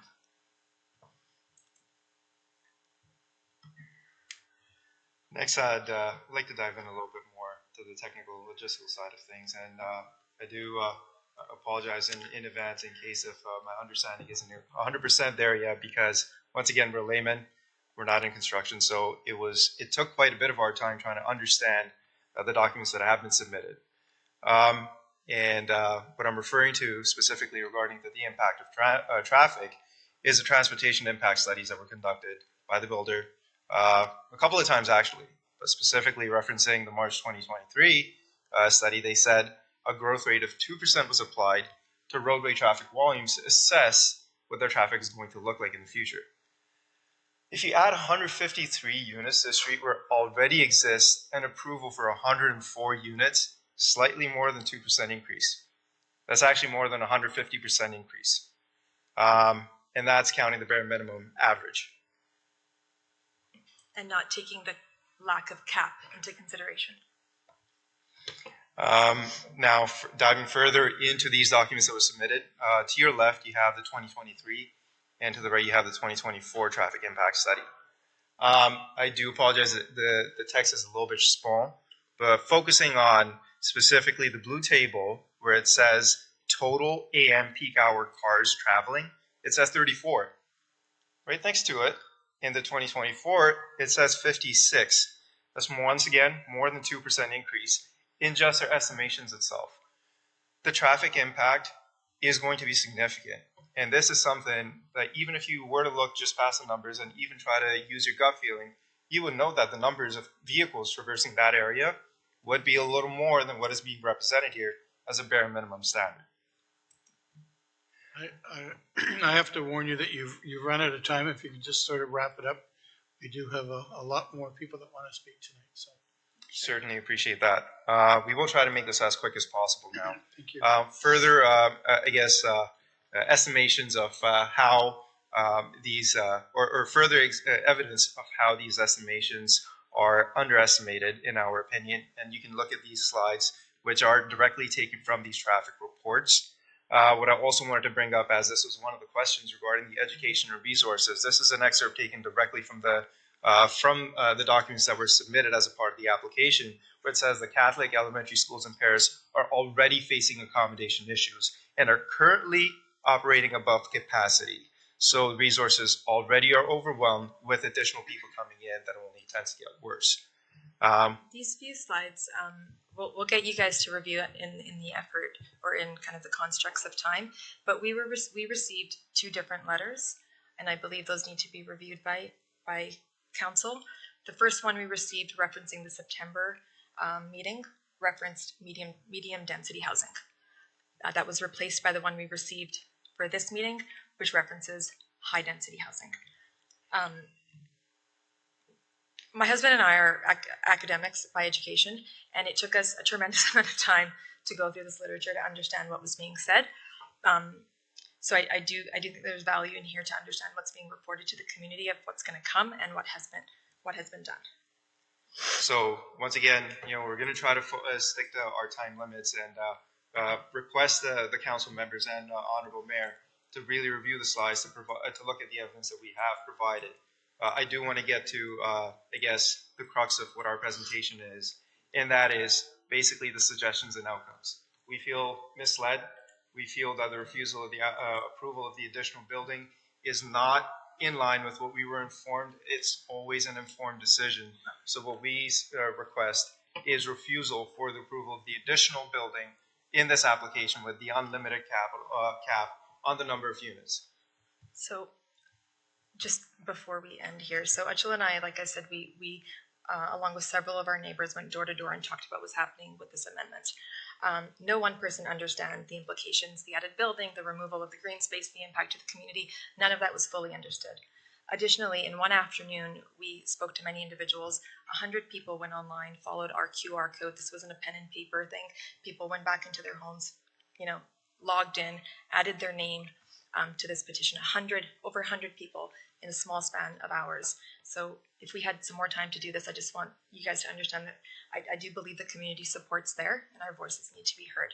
So we will leave you with this. We're residents that are losing sleep over what's going to come next door and in our yards. We're contemplating moving. The implications are heavy, they're disastrous if this goes through. We hope that you hear the voices today and vote against what is being proposed. Additionally, we hope you support our request to appeal what's already approved, as you are actually the only ones that can do this for us due to the changes in legislature.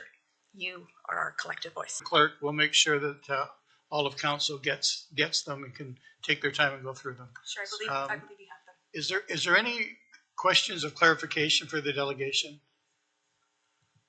Again, I was very disappointed to hear the reaction from the school board, but I'm always very disappointed in school boards.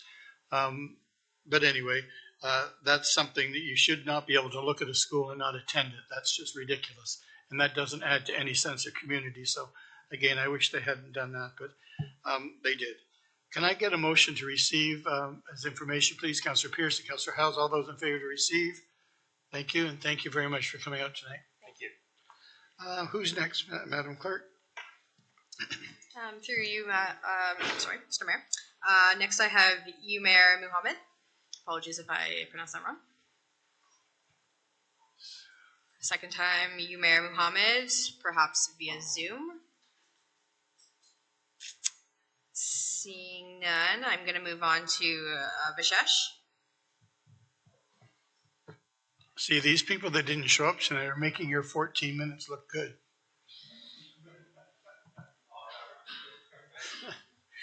So if you can just give us your address, please.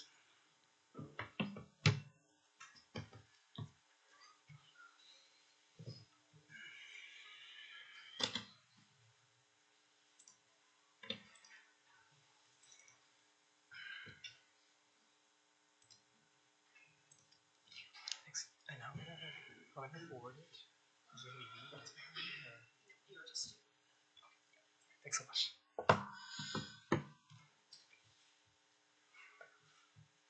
Hi, my name is Vishesh Thanki, and my family and I reside at 125 Court. Thank you so much for allowing me the opportunity to speak in front of the mayor and the council today. My friends and colleagues have already spoken and written about various issues ranging from privacy, safety, infrastructure. In addition to those, I'd like to talk about how this application has been brought up in bad faith and has been intentionally misleading. So on February 2nd, 2021, going back a little bit, during the proposal for the blocks 98 and 99, Councillor House asked a terrific question about what the process for gathering public remarks is. The answer given that day was that within 120 meters of the subject property, existing homeowners receive notifications about bylaw updates, and that the planning department works with the applicant to ensure that future residents are made aware.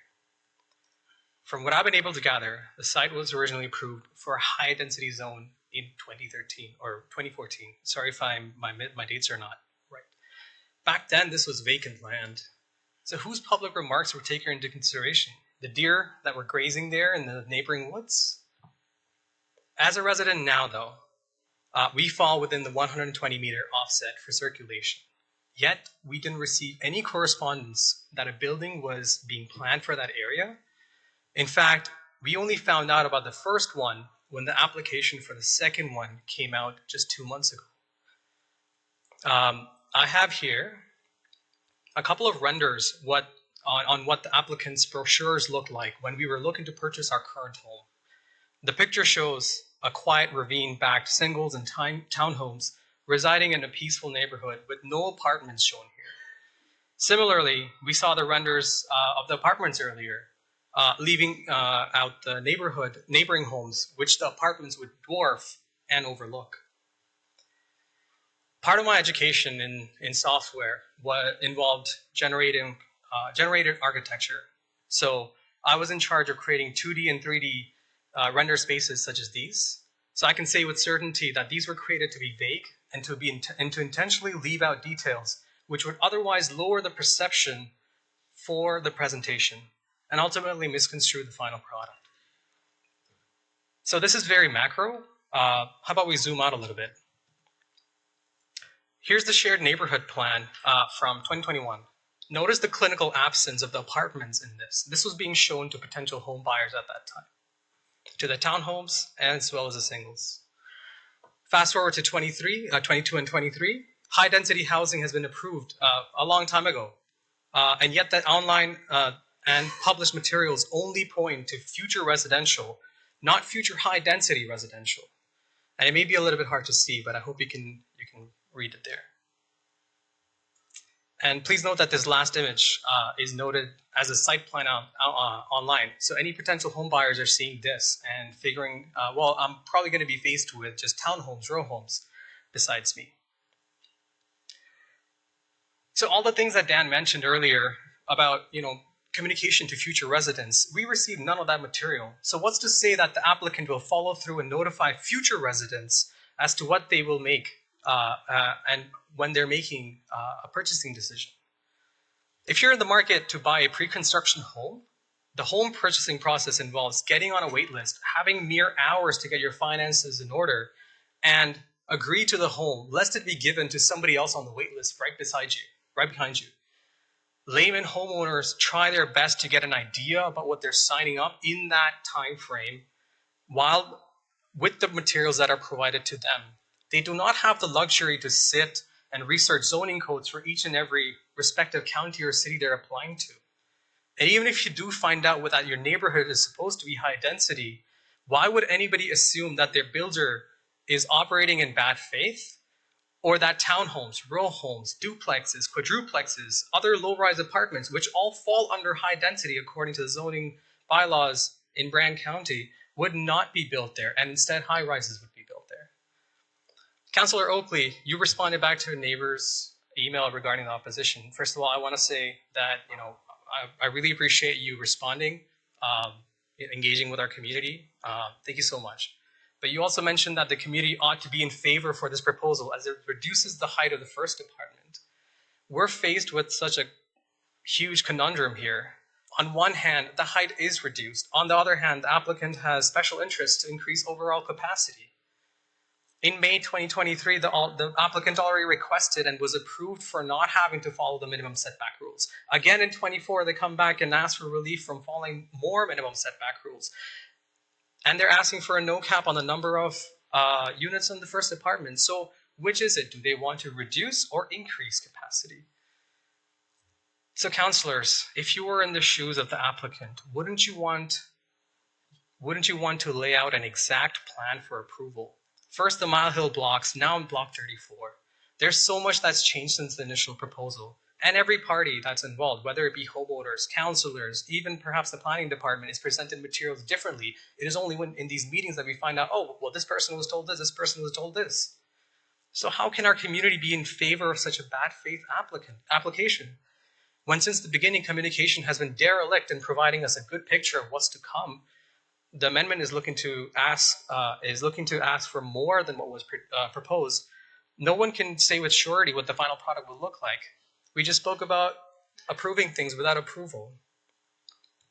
I'd like to get one final point across. Our community isn't against growth. I personally grew up in various big cities. I love high density because of everything that it brings. And while canvassing, everybody that I spoke to wanted this community to grow. Nobody was against the growth of this community. However, everybody shared a similar vision. Growth should be transparent, sustainable, and well managed. I urge this council to scrutinize this and future developments in Paris closely. And I request that the planning department not just work alongside such applicants, but oversee that each applicant does a better job at amalgamating newer homes in this growing community, rather than just following the bare minimum that's required to get their applications through. Thank you very much for your time. Thank you very much. Does council have any questions of clarity for the speaker? No. Okay, it's on the phone. Can I get someone to move it for information, please? Councillor Pierce, Councillor Kyle, all those in favor? Thank you. I'd just like to again say, please do not refer to the applicant or the developer's staff or salespeople or anyone who may have told you something. I think we have your paperwork here, and we understand that messaging might have been different and foggy, but we do see a common denominator here. So we might be shiny, but we're not brand new. And with that, I'll ask the clerk to call the next delegation, please. Through you, Mr. Mayor, the next I have is Judith Raval.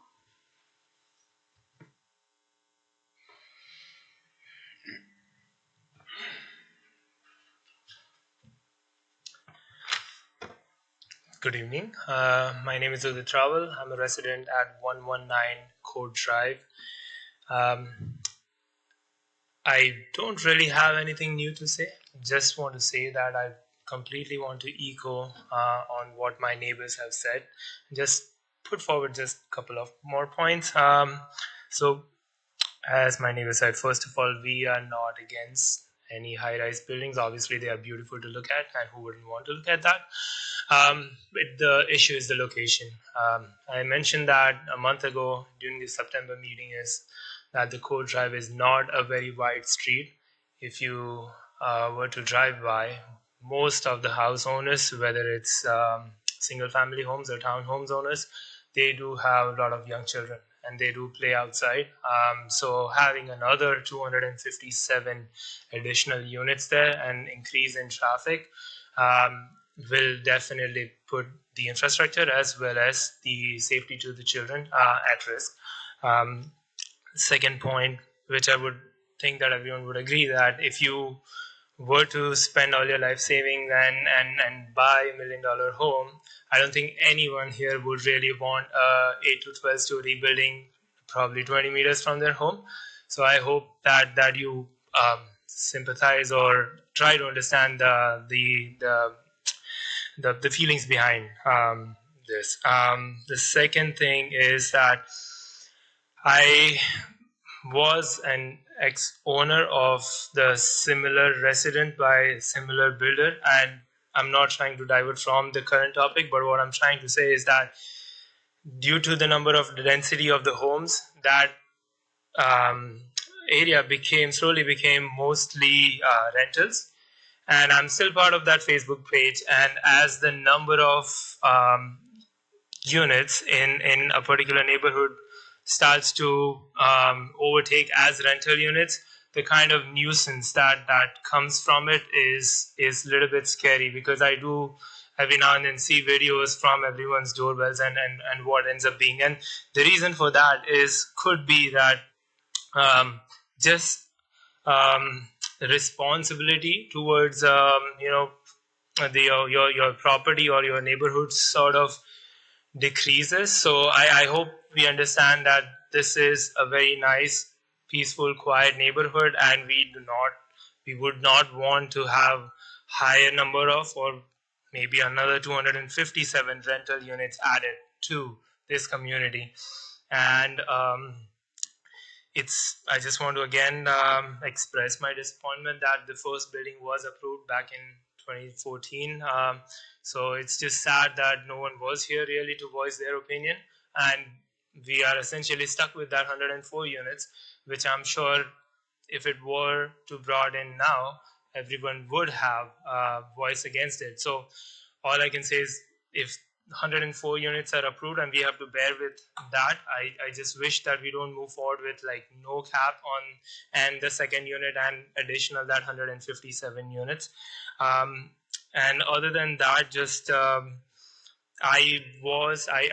I did hear that the school boards had issues with the current capacity, and just now, as a father of children whose kids will go to the same schools in next 2 to 4 years, I'm just scared that this is the current situation that our neighborhood already has, and having additional 257 units which will build within next few years, and as well as the units which are being built right now, the kind of stress that it will put. And as a taxpayer and a resident of Paris, I would not want to send my kids off to Brantford, and so I hope you understand that as to my reasoning behind it. So again, thank you so much for your time, and I urge council members to vote against this amendment change. Thank you. Does council have any questions of clarification for the presenter? Again, we talked about it last time, I think, when we got together. The County of Brant doesn't have anything to do really with the school board. We talked to them, and they know our needs, they know our populations, and I think it's shameful that you build a new school and then put 14 portables on it. It shows lack of planning and a lack of community. So I think that they need to take a better look at the County of Brant and understand our needs, because our needs are coming fast and furious, and they need to work a little bit faster. So, but to suggest that you put your kids on a bus and have them drive by a school that they can see is ridiculous. Okay, takes us to our last delegation that's registered, and then we'll open it up to the floor. Oh, I'm sorry. I need a motion to receive this. Councillor Oakley and Councillor Coleman. All those in favor? Receive. Thank you. And our last presenter, please. Through you, Mr. Mayor, our last pre-registered delegation we have here is Bailey Howell. A second time for Bailey Howell. And not seeing via Zoom. Okay, with that being said, that's the end of the people that called us and registered to speak tonight. But because this is an open meeting, anyone that's in the audience can come up and say what's on their mind. You can. Now, we're only going to be talking about the application. Come on up. We're only going to be talking about the application. Let's try not to let it get personal, and let's not, let's just keep it speaking to the application. That's the only thing that's in front of us tonight. And if you could just give us your name, please, and your address. Sure, thank you, Mr. Mayor.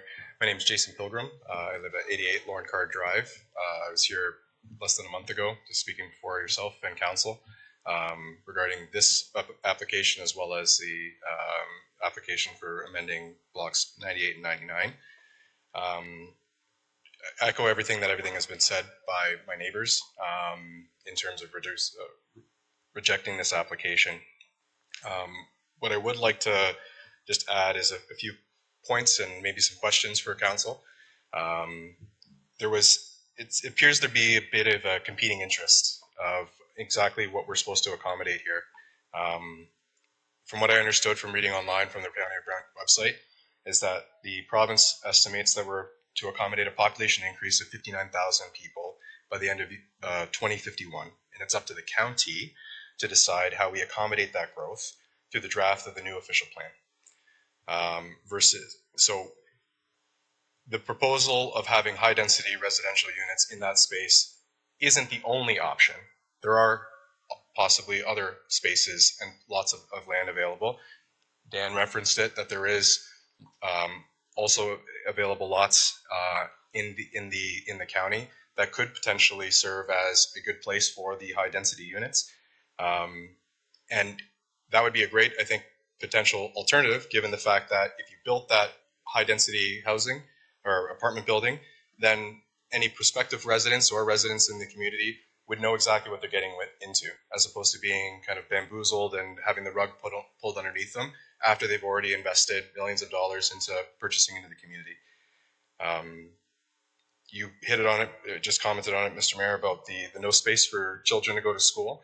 I understand that that's not within council's purview, but I think the recommendation to bus kids outside is just utterly ridiculous. I did have a question though, like if the new official plan that's currently before the province is rejected, does that mean that any approvals of these amendments would be reversed?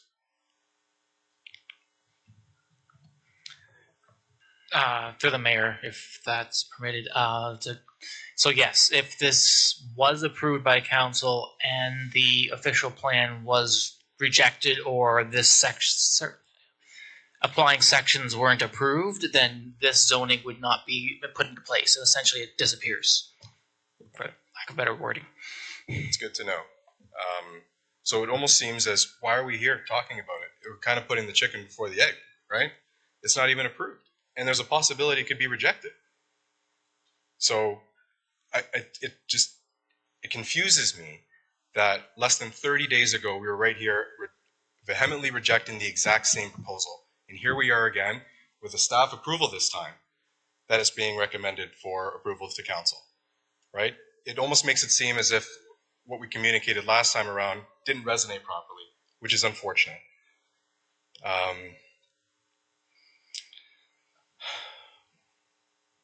You know, I don't think it's a novel idea, right, to just not entertain these amendments, not submit any more amendments to these applications until the official plan is approved. Then we at least have concrete guidelines and plans to be able to work towards. The other question I had was, the current plan was approved in 2013, 2014. I keep getting different dates. I'm curious as to why they haven't broken any ground. If this was approved 10 plus years ago, why hasn't there been any construction started? The pessimist in me thinks that it was approved and they would sit on it, allow single develop or low density homes to be built around, invite all of the residents, and then switch it. Like, I don't know if it's that much of a calculated plan to be that nefarious, but I don't know. I don't put it past anybody at this point in time.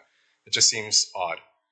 I don't know if anyone can answer that or if that's even a fair question, but it is kind of crazy that no ground has been broken in 10 plus years, even though this has been approved.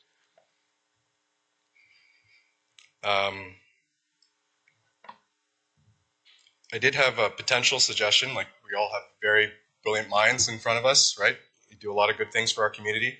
Collectively, we've built a very lovely community, hence as to why it's very attractive. One idea that I thought of is a potential land swap to recover the lands currently that being proposed for this amendment and swap it for other land that is properly suited for high density apartments. That way, residents or prospective residents could know exactly what they're getting themselves into, rather than receiving disingenuous or untrue statements prior to purchasing in the area. Just a few other points. I have concerns about the lack of natural absorption in the area. Like, again, with the graphic that was showed, there was a huge landscaped area that was being proposed originally from the original approval. but that's now going to be erased and replaced by a mix of concrete and asphalt. Underground parking, which was confirmed, which I heard for the first time today, is going to be 2 stories. That will undoubtedly impact that as well, and potential groundwater. And there is a possibility for basements to be flooded in adjacent properties or irrigation issues. I do appreciate Councillors Pierce and Bell for commenting on and honing in on the attainable versus affordable dynamic. That means that you were listening at the last council meeting, and I really appreciate that.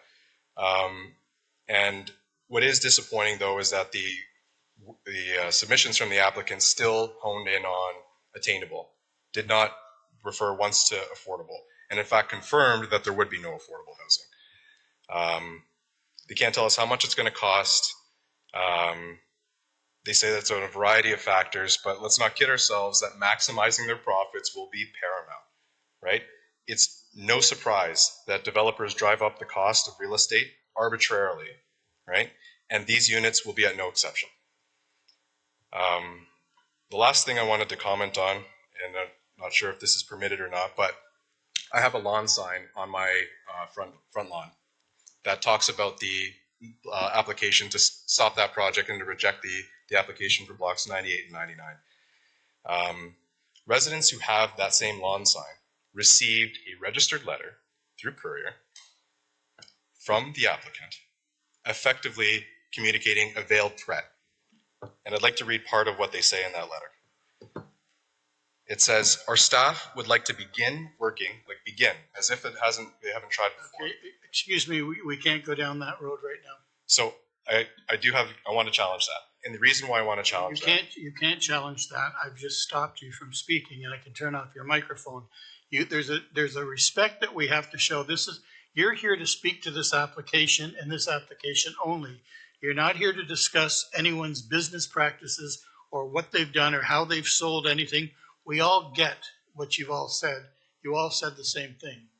You can't, it's slanderous to go any further, and it's slanderous for me to let you talk about them. So in the big picture of the world and how this democracy works, this is my room for tonight, and I get to stop people from speaking if I find it inappropriate, or if I find that the council or the county of Brant is going to be liable for slander. So I need to stop you. I don't know that there's anything more that you can say that we haven't heard tonight. We have been listening, and I guess that's it. I don't know what else to tell you. The signs were not a good idea, whoever thought of that, because it puts us into a whole different situation with the developers, and it just wasn't a cool thing to do. I understand why you did it. I understand why you're angry, but you need to know who you're angry at, and it's not anyone in this room. It's not anyone around this horseshoe or myself.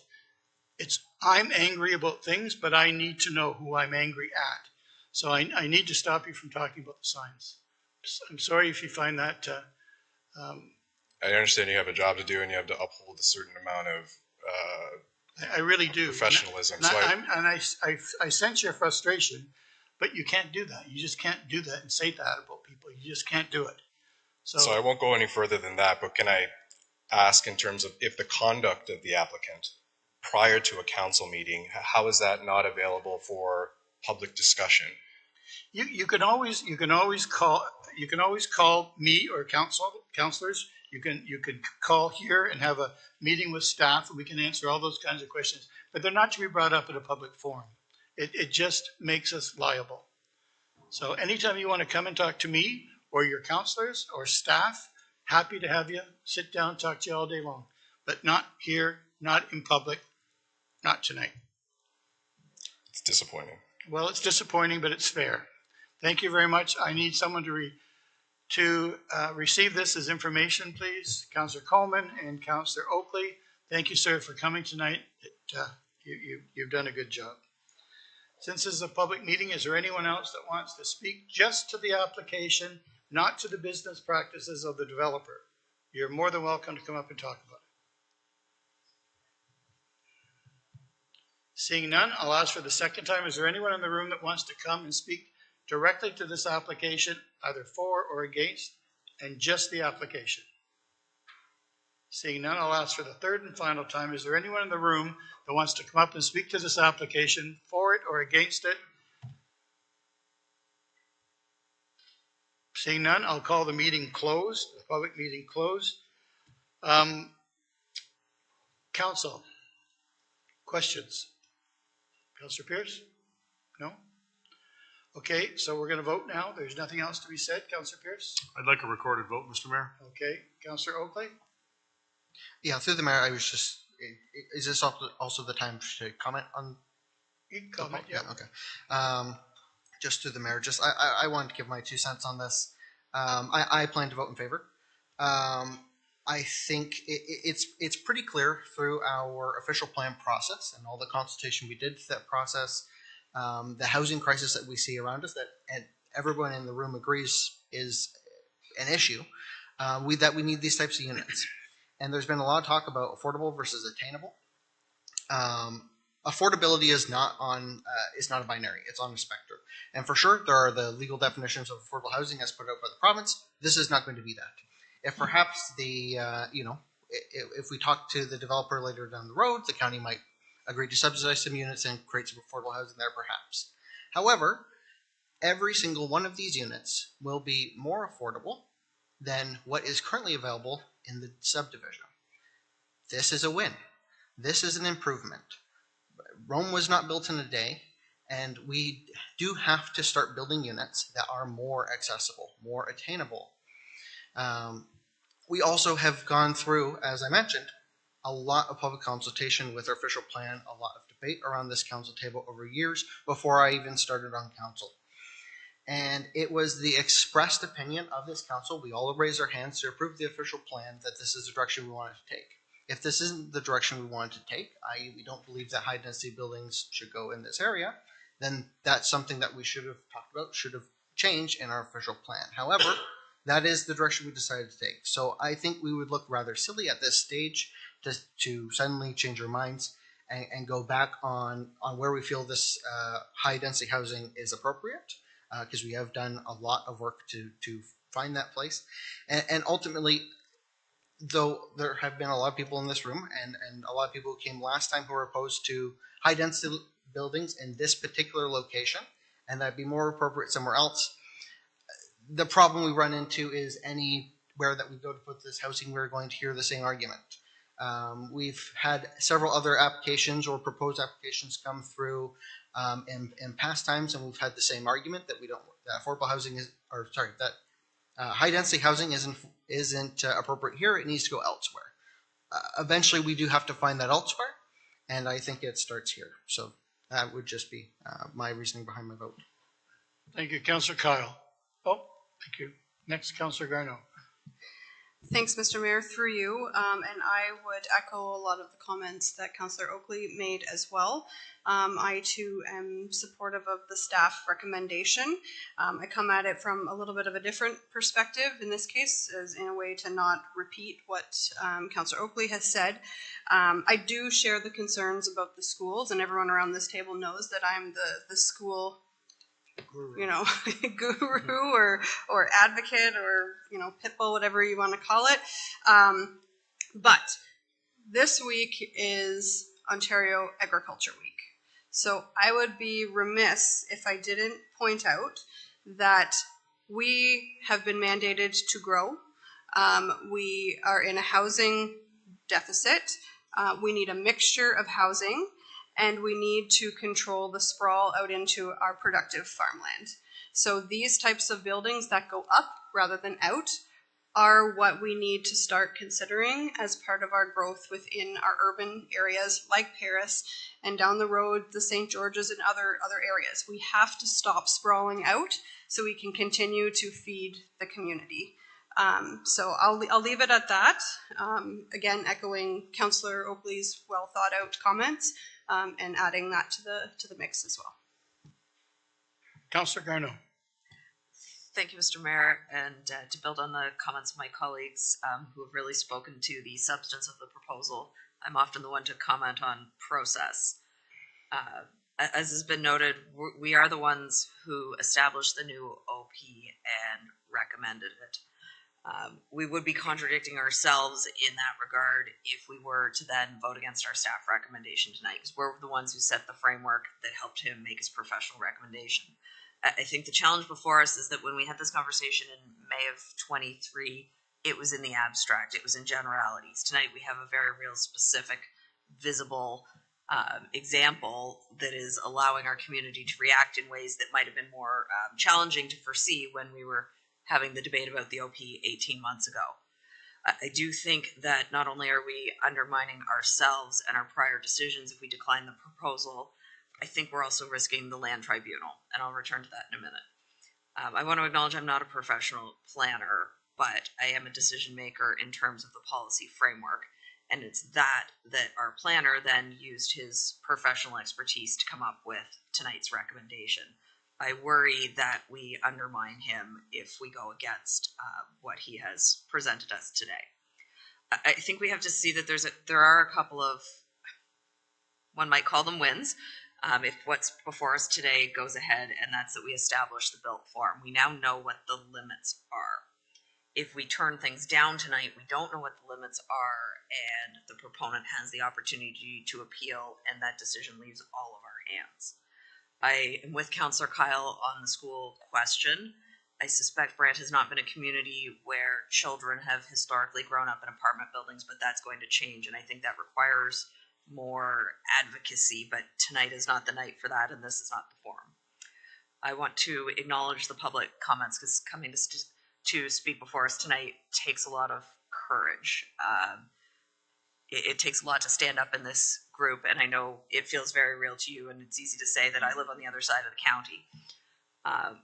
With that in mind, it's our role to act on behalf of the municipality as a whole. I am concerned that not only if we contradict ourselves, we are setting ourselves up for further risks at the land tribunal, and that are going to come as a cost. I can't encumber the county in this way as we head into budget. We've already heard that social services is going up, paramedics is going up. I'm sure everything is going up because we all know in our daily lives. I respect that my colleagues who live a lot closer to this are in a different situation this evening, and I don't begrudge them that if they have to do what they feel is right for their immediate neighbors here. That said, I do also want to acknowledge that a lot of the comments we have heard tonight appear to be a civil matter between the residents and the developers, and I think that council has been put in the unfair position of being seen to be a decision maker and an arbiter of things that are not in our control tonight. And as unfortunate as and frustrating as that may be, that is the reality. So I will leave it at that, and thank you, Mr. Mayor. Thank you. Are there any other people that want to speak? Councillor Bell and I'm sorry, Councillor Coleman, you were next, and Councillor Bell. Thank you, Mr. Mayor, and I fully agree with what has been spoken already. I'm planning on voting in favor of this recommendation. Councillor Oakley, you probably hit it right on the head. That's one of the best speeches you've made in the two and a half years that you've been sitting here, I think. Because you said it right. We're going to win on this because the prices will be less than what the homes are in that area already. So it's a win.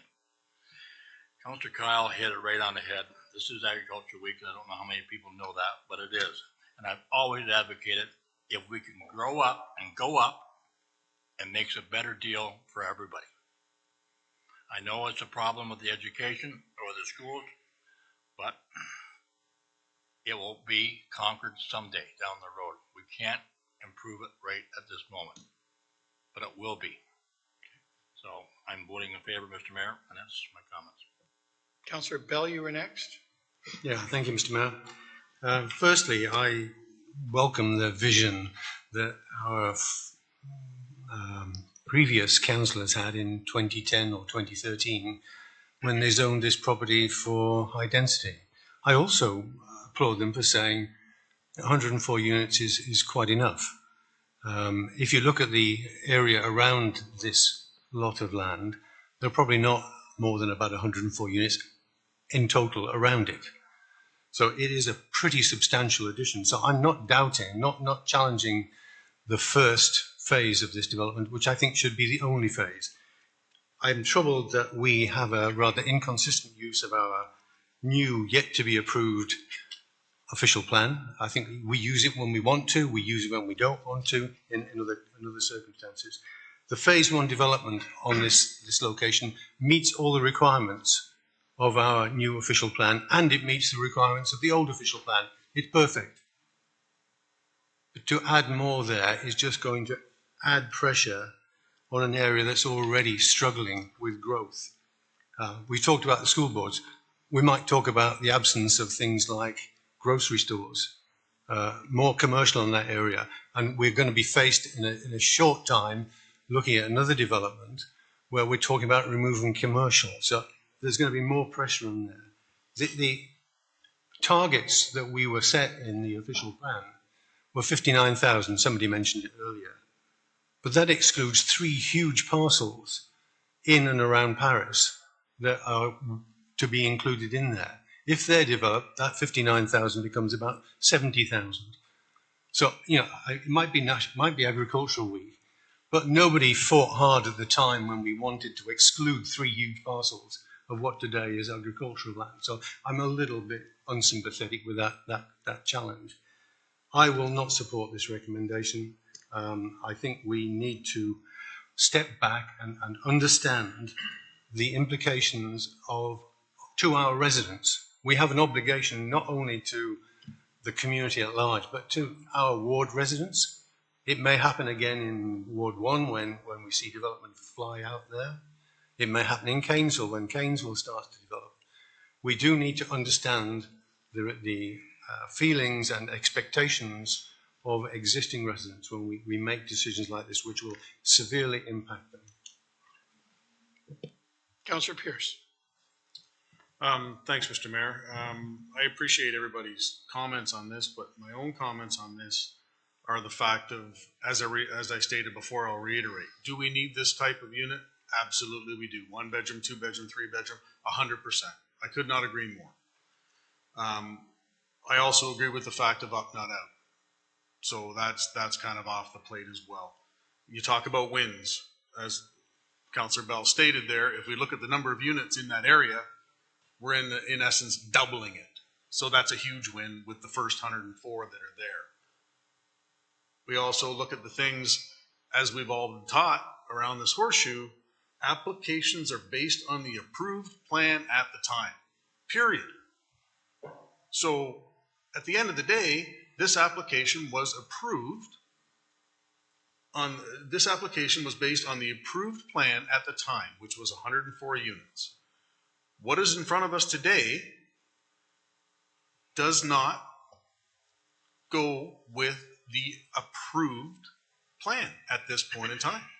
So how can we talk about, you know, making a decision and shooting ourselves in the foot and going against ourselves. No, we have been taught that as part of the planning, it is based on the approved plan at the time. So the approved plan today, this does not conform, period.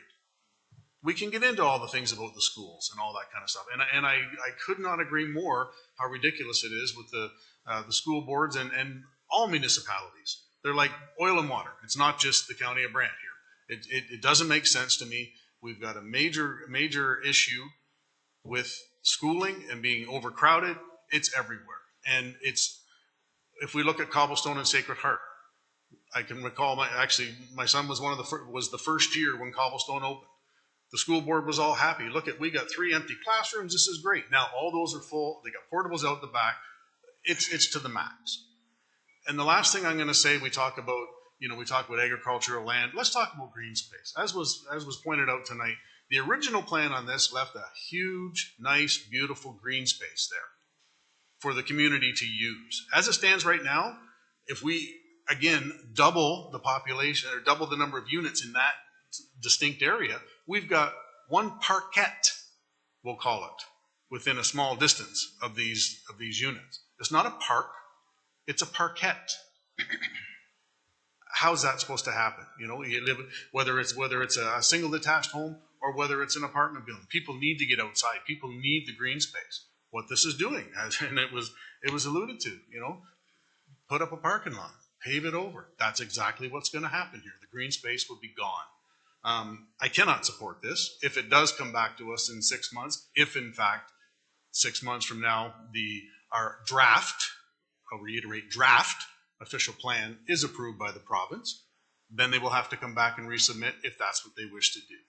Keep in mind that the 104 units, as I stated earlier, on this property that's already approved, it could in essence be a 12-story building. It could in essence be 2 8-story buildings. But there will be 104 units on that property as it stands right now. We all know that's going to happen. We cannot take that away at this point in time. But for what's in front of us today, I will not support it. Councillor House. Thank you, Mr. Mayor. Through you, a lot of really good discussion around this, and I don't think anybody who's spoken so far has said anything that I disagree with. I agree with the fundamentals, and Councillor Oakley hit the nail on the head, as was said earlier. I am trying to find some compromise in this, and where I find it is in the original proposal. Looking at 104 units, with, even if we're looking through the lens of our new official plan, and I know that's debatable, but even if we're looking through that lens, the established minimum target is 50 residents and jobs per gross hectare. The original proposal has 104 dwellings, so maybe that's 200 people. That to me is growing up and not out. I think it is achieving increased density.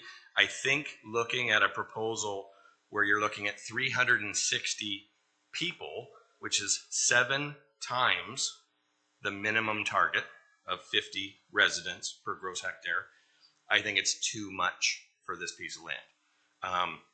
So as a compromise, I don't have to say I'm supporting the original proposal. What I am is rejecting the new proposal. So I'll be voting against it. Thank you. Any other comments from anyone around council? Then I'd like to say something. This takes me my whole mindset to Hamilton, to Mohawk Street, where it's all high rises. And when you need an apartment, there's no little houses next to any of the apartment buildings. If you want a little house, you go to Fennel, you go up one, you go down one, you go over one. But if you want to live in an apartment, you go to Mohawk. And right at the end of Mohawk is Ancaster with multi-million-dollar houses. And they're two different things. The only thing that I think has gone wrong here, and people that came tonight are not against development. They're not against apartment buildings. They want to see them first so they have the options to live in the shadow of one.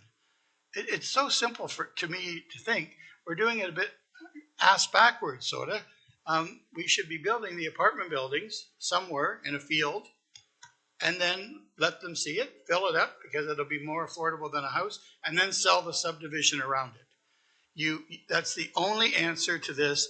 It's process. I think the process was flawed. I think these people lost their money. I think the people have lost their spirit to live in the county of Brant, and that's no one's fault, not our fault, but it happened.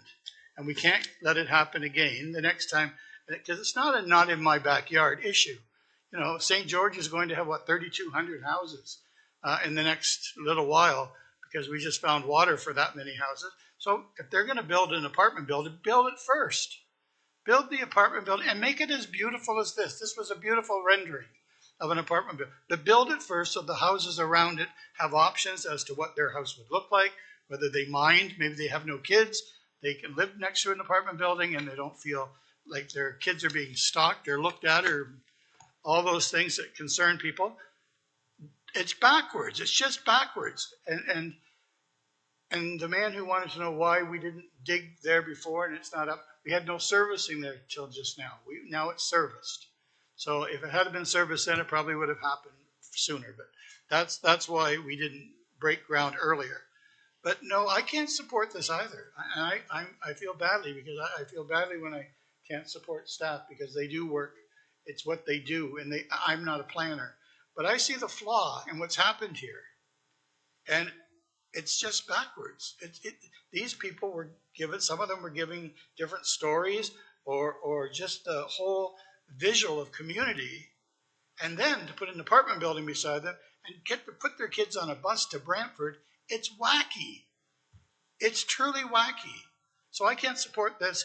Anyone else? No one else is going to speak. We're going to have a recorded vote. We're going to start now. I'll call a vote. Through you, Mr. Mayor. All those in favor, can you please rise? So you said. Okay. And all those against? It fails. Yes. Thank you. No, it passes. Passes? Yep, 5 approved. Oh, it passes. Approved, 4 against. So we just voted and it failed, right? The recommendation above staff recommended, it passed. Okay, thank you. We'll move on to number 10.2. We'll take a bit of a break and let people leave the chamber. That's great. 5 minutes.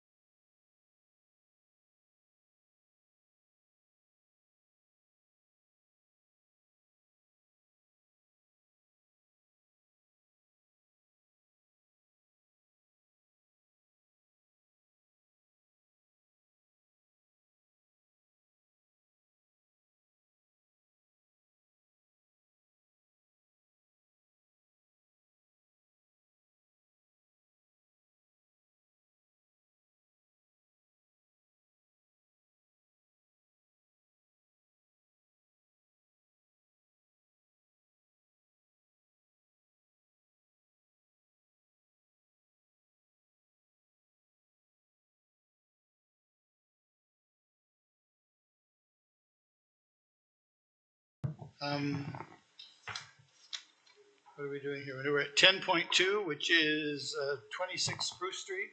And Dan, you have that, and I need someone to put it on the floor. Councillor Pierce, Councillor Oakley, it's on the floor. Dan, if you'd like to go through it. Thank you, Mr. Mayor. This is a zoning bylaw amendment application. It's actually a temporary use bylaw amendment for the property located at 26 Spruce Street. The applicant or the owners are with us this evening. The applicant, their planner is with us virtually, and staff are presenting a recommendation of approval for the reasons outlined in the staff report. So this was presented last month as well for information purposes. This is related to a property located at 26 Spruce Street, which is an existing site with an existing building that was previously used for industrial and commercial uses. The designation in our current official plan is employment, and the current zoning on the property is heavy industrial. The application proposes to utilize the property for a community center or community hall use within the existing building as a temporary use for a maximum of 3 years. So the proposed temporary use satisfies the test outlined in the official plan with respect to the passing of a temporary use bylaw, which is also in accordance with the provisions of the Planning Act. The building permits are required for a change of use and any interior modifications in order to accommodate the use. Site plan approval may be required in order to implement some of the technical comments received by commenting agencies, specifically comments from CN Rail, just given the potential land use conflicts, or recognizing potential land use conflicts, or that the conflict exists. The layout provided on the screen does demonstrate that the minimum parking space is required minimum parking spaces provided of 18 exceeds the minimum required, being 9 for the proposed use. In terms of public consultation, I failed to mention it last month at our information meeting, but the comments I believe were included within my staff report, which were received from a neighboring business who operates a auto repair garage, who had concerns about the noise generated by his business and the impact that may have on a more sensitive use such as the community center. The business owner was reminded that his use is permitted. He is permitted to generate noise within this area that permits his use, and that these comments were provided and acknowledged by the applicants and their agent, recognizing where their use is being located on a temporary basis. So in terms of process, again, we're looking for a decision from council this evening based on the recommendation included in the report, and I'm happy to answer any questions. Okay, Dave, thank you. Before we get to the questions, I do have to say that this is a public meeting, open to the public, so there will be opportunities for the public to speak to or for the application. Are there any questions from council regarding this? Councillor Pierce, then Councillor House. Thank you, Mr. Mayor. Through you to Dan. So Dan, just to circle back on the letter that was received by Mr. Whittam in regards to the noise next door. So just so I'm clear here, normal business that's going to partake in his auto repair there, if in fact a complaint comes in that, hey, that's noisy, that's, I don't want to say too bad, so sad, but that has been looked after and is not going to affect his business, correct? Through Mr. Mayor, that is correct. I think it should be acknowledged, and it has been acknowledged by all parties, that the business exists. The location of the uses within this area are of a heavy industrial nature and do generate noise. Perfect. Thank you. Councillor House, you're next. Thank you, Mr. Mayor, and I'm Councillor Pierce is familiar with the neighborhood as I am, and I'm guessing that the auto shop is less noisy than the trains. And I will have a couple comments later when it's the appropriate time, but I wanted to just touch on the 3-year part of this, and I predict that the applicants will outgrow this building within 3 years, but if they don't, if they continue to want to use this space, what happens at the end of 3 years? Through you, Mr. Mayor, that you're right. That the approach was to allow for the use to be established by this particular group. In 3 years, we'll allow them to do that, and with the idea that if it does give them time and opportunity to find something bigger, maybe a more appropriate location to accommodate the anticipated growth. If in 3 years, similar to what we experienced today or earlier with the sales trailer, if that use was to continue to operate in this location, should the 3 years expire, they can come back and ask for additional time to a maximum of an additional 3 years. Any other questions? No, seeing none, thank you. Who is here to speak on behalf of the agent? Craig? Yes, thank you, Your Worship. Members of council, we don't have a presentation this evening, as it would be very much the same as we presented a month or so ago at the Public Information Center. I just wanted to reiterate what my colleague Dan Misniak indicated, that the Muslim community understands where they're located and does not have any concern with regard to noise from the neighboring businesses, and fully support their neighbors, and would not they don't have any issue in complying without have any complaints with regard to the noise. We do support the staff report that is recommending the temporary zoning. And we understand the CN's comment that they'd like to see a chain link fence along the rear property boundary to separate the two properties. And the Muslim community is fully aware that they would be responsible, and will put up that fence should the application be approved. Thank you. Are there any questions to the agent of the applicant? No, thank you. Okay, since this is an open meeting, I'm going to open it up to anyone on the floor. We have someone speaking, do we? Who's going to speak? Yes, through you, Mr. Mayor. First, I have Saeed S., who is hoping to speak. Maybe not. Maybe not. Okay, that's the only one I have, Mr. Mayor. Okay, then we'll open it up to the floor. If you want to come up. Yep.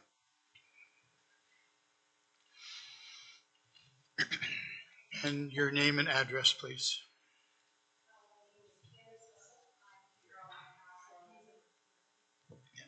I'm here on behalf of Mark Whittam Automotive at 28 Spruce Street.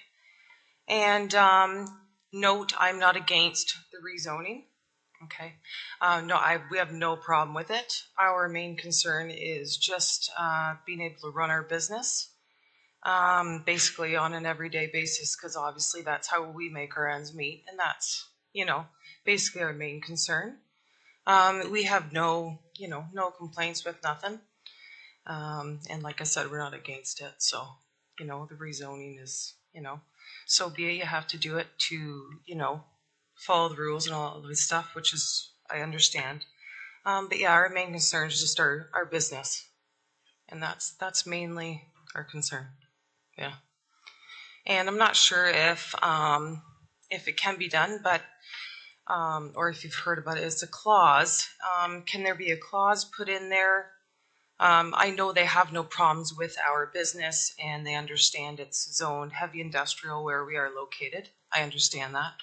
But can there be a clause still put in there saying that there can never be something against our business per se? But I know it's not a threat at this point, but just a inquiry, that's all. Okay, no, you know what? That's a good point, and I'm sure that the wording can be changed or something. Yeah, like I have, that's just our main concern. It's just we just want to be able to run our business, and I understand they don't have an issue, and that's great. I really appreciate that. And let staff speak to that for you. Yep. Through Mr. Mayor, if we do enter in a site plan agreement, we could put something in there, which is the appropriate location. It wouldn't be beneficial to put it in the motion. Okay, understandable. Yep. Anything else? No, that's basically our main concern. That's about it. Yes. Perfect, thank you. Does council have any questions? If not, thank you. Thank you, Mr. Mayor. And, Thank you, council. Thank you. So we'll ask for a motion to receive his information. Councillor Oakley and Councillor House, you want to speak? Sure, if this is the appropriate time, Mr. Mayor. And is it a motion? It's for approval, not just to.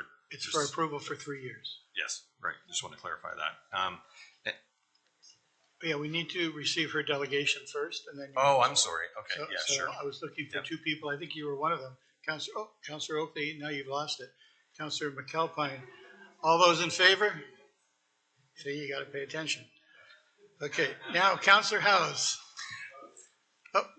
Mr. Mayor, is there anybody else that wants to speak? Oh, I didn't ask 3 times, did I? Is there anyone else in the room that would like to speak to this application, for it or against it? Seeing none, I'll ask for the second time. Is there anyone in the room who wants to speak to this application, for or against it? And seeing none, all those in favor? No. I'm going to ask one more time, the third time, final time. Is there anyone in the room that wants to speak to or against this recommendation? Seeing none, I call the meeting closed and we'll carry on. Councillor Hells, now it's your time. Thank you, Mr. Mayor. I was happy to see this come back around and with the approval. And I wanted to say the applicants have been great additions to my neighborhood and very, very community minded and very engaging to the broader community. So I'm very happy to support this approval. Yeah, I think Councillor Oakley and yourself and I have attended functions at the building. It seems perfect for them for now. I'm glad that it came back too. And thank you for coming and speaking to the concerns of the garage, but I think you're going to probably get all kinds of food. You're going to be so busy eating you won't even hear them. But anyway, thank you very much for that. And we'll go on to number 11, which is on what? Oh, okay. All those in favor? Opposed? Thank you. Now can I go to number 11? Thank you. 11.1, consent items to be approved. I need someone to put this on the floor first. Councillor Coleman, Councillor Oakley. This is for the lighting of the dam. We have a new policy. That's why we have to do it in consent items to be approved. Do you want to read the? Through you, Mr. Mayor. Whereas October is National Disability Employment Awareness Month in the province of Ontario, and on October 17th is the Lighted Up for NDEAM. And whereas advancing efforts in building an equitable and inclusive society that values the contributions of people with disabilities has been outlined in the County of Brant's multi-year accessibility plan from 2020 to 2024. And whereas the County of Brant is committed to the identification, removal, and prevention of accessibility barriers, and by doing so, the county will provide an accessible environment in which employees, residents, and visitors with disabilities can access the county's goods, services, and facilities. And whereas the employment standards under the Integrated Accessibility Standards Regulations requires that the County of Brant support the recruitment and accommodation of employees with disabilities, therefore be resolved that the County of Brant Council hereby proclaims October 17th, 2024 as Lighted Up for NDEAM and the month of October as National Disability Employment Awareness Month. Are there any concerns? Any comments? This is the first time we voted on something to come through this way, so if there's no concerns, all those in favor? We'll light up the dam. Thank you. Takes us to 11.2, which is consent items to be received. We have none, which takes us to 12.1, which is staff reports. And Brandon, you're going to tell us what you've done for us this month.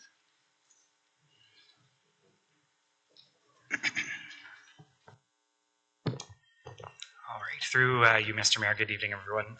I do have a brief presentation, if we could bring it up. Just give me 1 sec here.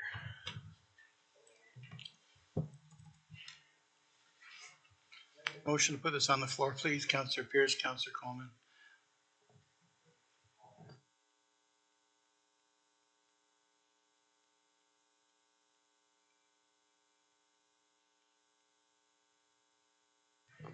All right. So we'll just bring this up on the screen, but what you have before you this evening is the initiation or the proposal for an initiation of a zoning bylaw amendment. And it's for downtown Paris. Just skip forward here on these. So it's explained in the report, but then for the benefit of the public as well, or those who may watch this back later, why would we be doing a county-initiated zoning bylaw amendment for downtown Paris? So there's lots of moving parts with respect to this area. We need to look at some of the recommendations that have been made by the Downtown Paris Master Plan, how that can be implemented. We need to look at some of the policies of our 1987 special policy area with respect to flooding. We need to make sure those are being implemented properly. And we also need to consider how council's direction from January 30th, specifically regarding increasing residential and commercial density in downtown Paris, can be implemented. And zoning plays a key role in all of these things. So zoning is an implementation tool, we're well aware of that. But how does this zoning project differ from the rest of the Downtown Paris Master Plan implementation? So the Downtown Master Plan provides kind of a high-level recommendation for directions. It looks at infrastructure, it looks at urban design, but it focuses really on public space. So we're seeing all of that kind of information come forward with the Downtown Dig project. And then we have this kind of separate piece, but related. There are conceptual recommendations made about future development of private property through the Downtown Master Plan. And the zoning project will implement and expand on those directions. So it applies those parameters to what that development can look like in the private side of things. So again, what are we looking at with the zoning? The project is looking at amending or proposing some new zoning standards for downtown. So we'll be looking at building height, bulk, character, permitted uses with residential to commercial ratios. These things kind of all exist in the bylaw in some format. Density and how we increase that, our parking requirements, and ultimately implementation of the policies with respect to flooding. A brief timeline here. So tonight, again, is we're recommending project initiation of this. That'll launch us into kind of a public and stakeholder engagement piece. We've left us some room for adjustment, understanding that this will be likely something many people are interested in. And we're intending to kind of launch the engagement for this towards the end of this month, but then work towards draft amendments. That would be the step after engagement. That would come forward again for discussion with council, and then we'll take back the discussion. We'll come forward again with a recommendation to council, similar to the typical zoning process. And we're anticipating that recommendation to be either December or sometime in Q1 early next year. So again, just a reminder of the recommendation, receiving it as information, initiating the amendment, and then beginning our period of stakeholder engagement. I'm happy to answer any questions. Councillor House, you're first. Thank you, Mr. Mayor. Brandon, we've seen firsthand that building height and density targets can be a hot topic within our community. This leads me to wonder how this zoning amendment could impact the future building heights within our downtown master plan. You referenced it in your presentation, heights and bulk you used. And you referenced how back in January, council supported in principle a move towards increased density for downtown Paris, but I believe we owe it to the community and to the property owners to firmly determine a clear vision for how downtown Paris will look in 10 years. Can you go a little further in describing how the public engagement process will give an opportunity for people to see, like visualize and respond to what these potential changes might be? And could you also speak to like what are the current limits for downtown Paris now before this zoning amendment? Through your worship to Councillor House, so thank you for those questions. With respect to current building height, I'll start there. Downtown Paris, there's a number of zone categories that apply in downtown Paris, but the range is about 10.5 meters to 15 meters, which is 2 to 4-ish stories. Again, part of the reason we're doing this, what does 10.5 or 15 meters mean to anyone? So that's part of where that visualization thing will come in. There are a few buildings that have gone beyond that, whether they were built previously or have been granted variances, capped out at about 5 stories right now. But as you said, we know density, height, parking requirements, they're all kind of close related, debated. That's nothing new for here. That's everywhere. It's well on people's radar. Density isn't always tied to height. I just want to make that clear too, but that's obviously going to be a very important discussion to have. So we had that discussion tonight about what the new official plan supports. It provides a range of heights. It doesn't permit something, it supports it. So we have 1 to 10 stories in various urban areas of the county. And we know that's not suitable in every context, but again, an OP is very broad. So that's where a project like this comes in, and we look at it in a specific context. We're asking things like, how high is too high? Where do we think height is appropriate, knowing that density is something that we're supporting? The goal, I think, of this zoning bylaw amendment is really to provide the opportunity for everyone to be involved. You kind of touched on that with the public engagement side of things. So we're looking to offer multiple opportunities for input. I've noted in the report, Engage Grant. We're going to be doing some targeted mail outs to people in this area. We'll have some stuff online as well. And of course, there'll be the public meetings for the zoning aspect of it itself. And the engagement, like I said, will be launched probably at the end of this month. We're taking some time to put that stuff together. We want to prepare some visualizations as well. I think that will be a very crucial part of this project, to let people know or visualize, see what the potential changes could be. Like I say, when we say the maximum height's 15 meters, what does that look like? So we intend to kind of show some of that. I think using those visualizations to help people kind of show them future building heights specifically too. I think that will be kind of a point of contention likely with this project. But we'd like to kind of approach that head on. We'll provide the community with another opportunity to voice their opinion on it. Kind of further the direction for the OP, the downtown master plan, the increase in density. We know all those things are there, but this will really put some parameters around it and give people hopefully the visual, like you say, to be able to see what the potential is over the next 10, 5, 15 years, whatever it ends up being. Last follow-up, Mr. Mayor, thank you for all that response. Specific to the public engagement, I'm wondering, this is such a significant topic. I'm wondering, will open house formats be considered as a way of like, we know the effectiveness of Engage Grant and social media and all that, and that reaches a lot of people really, really well, but it doesn't necessarily reach everybody. And so would open house meetings be something that could be considered within that public engagement, just so we because as the mayor said earlier, what you want to avoid in all of this good planning is somebody later going, hold on a minute, you never told me. right. So we have an opportunity here to be really good on the front end of information. So is that possible too? Through the mayor, yes. The short answer is yes.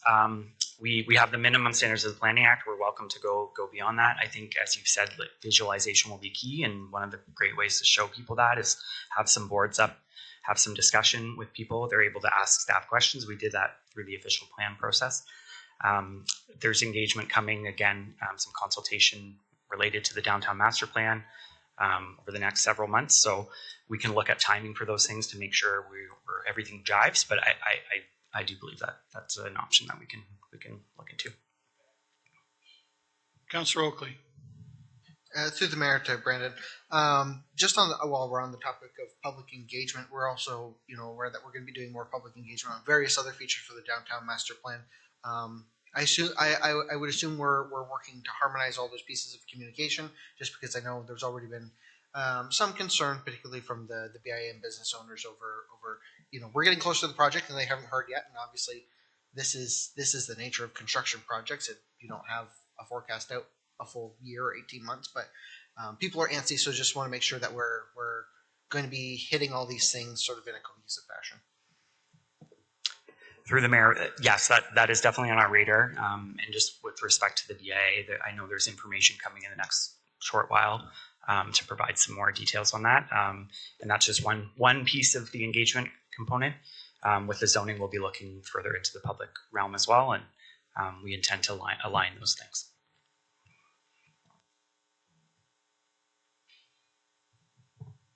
Anyone else? Councillor Bell, you're next. Yeah, thank you, Mr. Mayor. Through you to Brandon. Brandon, when you do this work, which I applaud that we are doing it, I think it's really necessary, will you be able to access and present examples of other downtowns that have gone through this process from where we are today to where we might be in tomorrow? And I'm thinking of places like Goderich, Ancaster, Aurelia, and there are plenty of examples where, at least in my own personal experience, I've seen really attractive downtowns. You know, we do have that label that we have to try and keep up, and I think we are falling short. My colleague, Councillor Oakley, chuckles, but you know, if we are to be the prettiest little town anywhere, there's a hell of a lot of work to do to get us back there, and this could be the trigger for doing that. Thank you. Any other questions for Dan? No? Seeing none, thank you. You're not Dan, you're not Dan, you're Brandon. I am not Dan. But As much as I would love to It's be. been an entire Dan evening, and then there you are. To you, Mr. Mayor, just I would advise Allison would likely could likely comment on that if you would like. Allison, can you confirm that this is Brandon and not and not Dan? Thank you, Your Worship. I can confirm that that is not Dan. Thank you. I just, in answer to the question, at the upcoming public consultation that we're having on the downtown master plan with the BIA and all the businesses in downtown, we will have a number of other BIAs from other communities who have gone through something similar. Staff actually took a trip up to Smiths Falls, who has a very, very similar downtown to Paris in terms of size and the scope of the project that we're actually going to be undertaking. So there have been a number of best practices we're looking for. And like I said, there will be a number of panel members at that October 16th consultation from other BIAs who have gone through a similar experience, and we'll continue to engage them throughout the process of downtown. In your new mapping, Brandon, is there a historic area? Is there a piece that surrounds downtown that's going to be used for heritage? Through the mayor. So what we've done is we've just used the boundary of downtown with respect to our official plan. From the heritage component, we'll look at things like heritage character, and then in the future we can have some more conversation about heritage. Yeah, and single dwelling houses that aren't in that downtown block or 2 blocks will be also part of that. So yeah, okay, thank you. Any other questions for whoever this guy is? Thank you very much, Brandon. Okay, so we need a motion to receive his information. Councillor Coleman, Councillor Kyle, all those in favor? Opposed? Carried. Takes us to number 13 on the agenda, which is communications. I think there was a couple things on your desk. Yep. 12.2. Oh, there you are. Hi, Jessica. Oh my God. Yes. Don't even go there.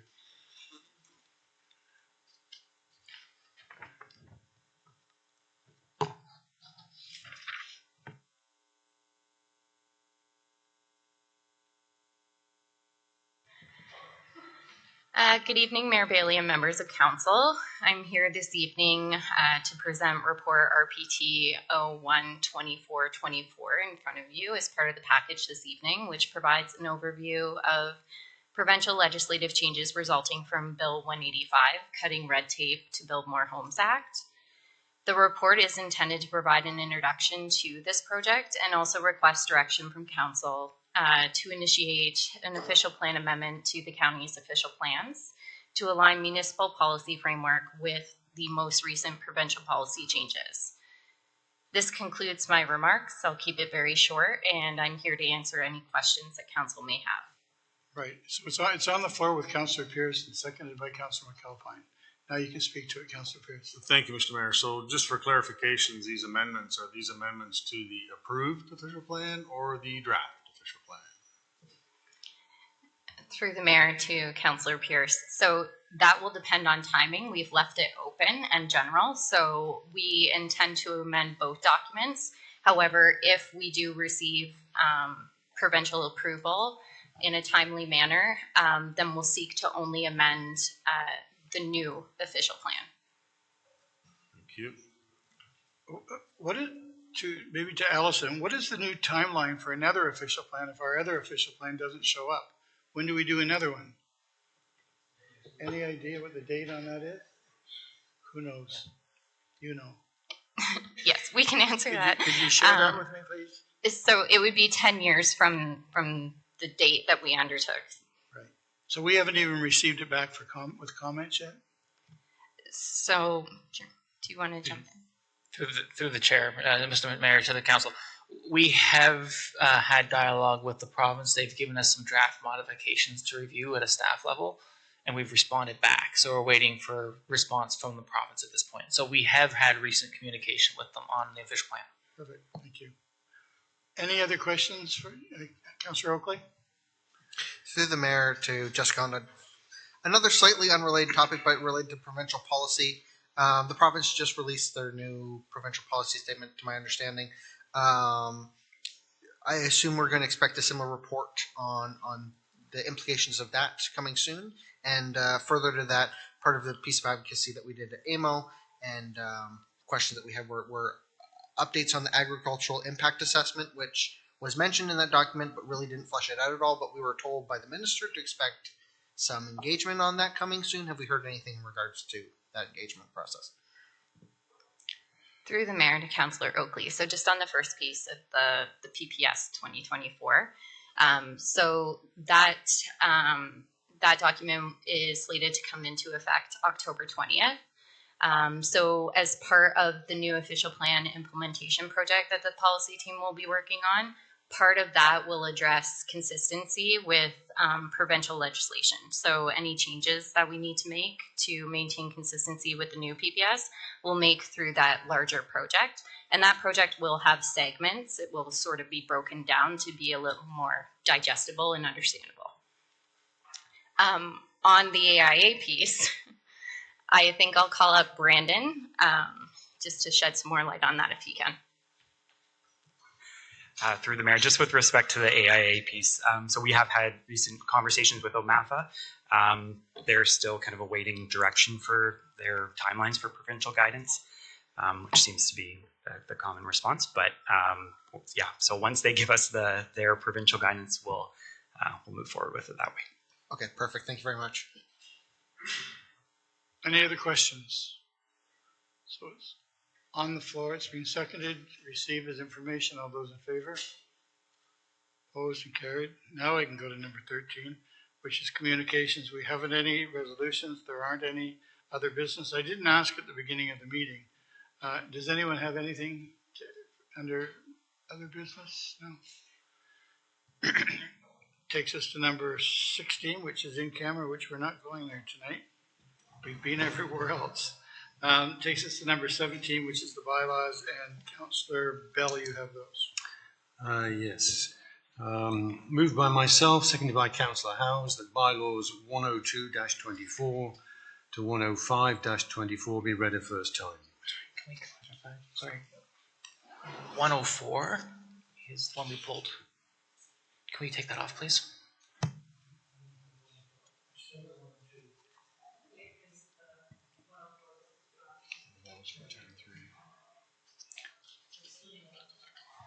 So everything but 104, Councillor. Okay. Bylaws 102-24 to 105-24, excepting 104-24, be read a first time. All those in favor of the first reading? Try it again, Councillor Bell. Yeah. Moved by myself, seconded by Councillor Howes, that bylaws 102, 103, 105-24 be read a second time and all preambles and clauses be adopted. Are there any questions to the second reading of the bylaws? Seeing none, call the vote. All those in favor? And one last time, please, Councillor Bell. Moved by myself, seconded by Councillor Howes, that bylaws 102, 103 and 105-24 be read a third time, passed, signed and executed. All those in favor of the third reading? Perfect. Takes us to number 18, which is our next meeting, which is slated for October 22nd. Already? Yep. Holy mackerel. Now I'm looking for a motion to adjourn. Councillor Coleman. We stand adjourned.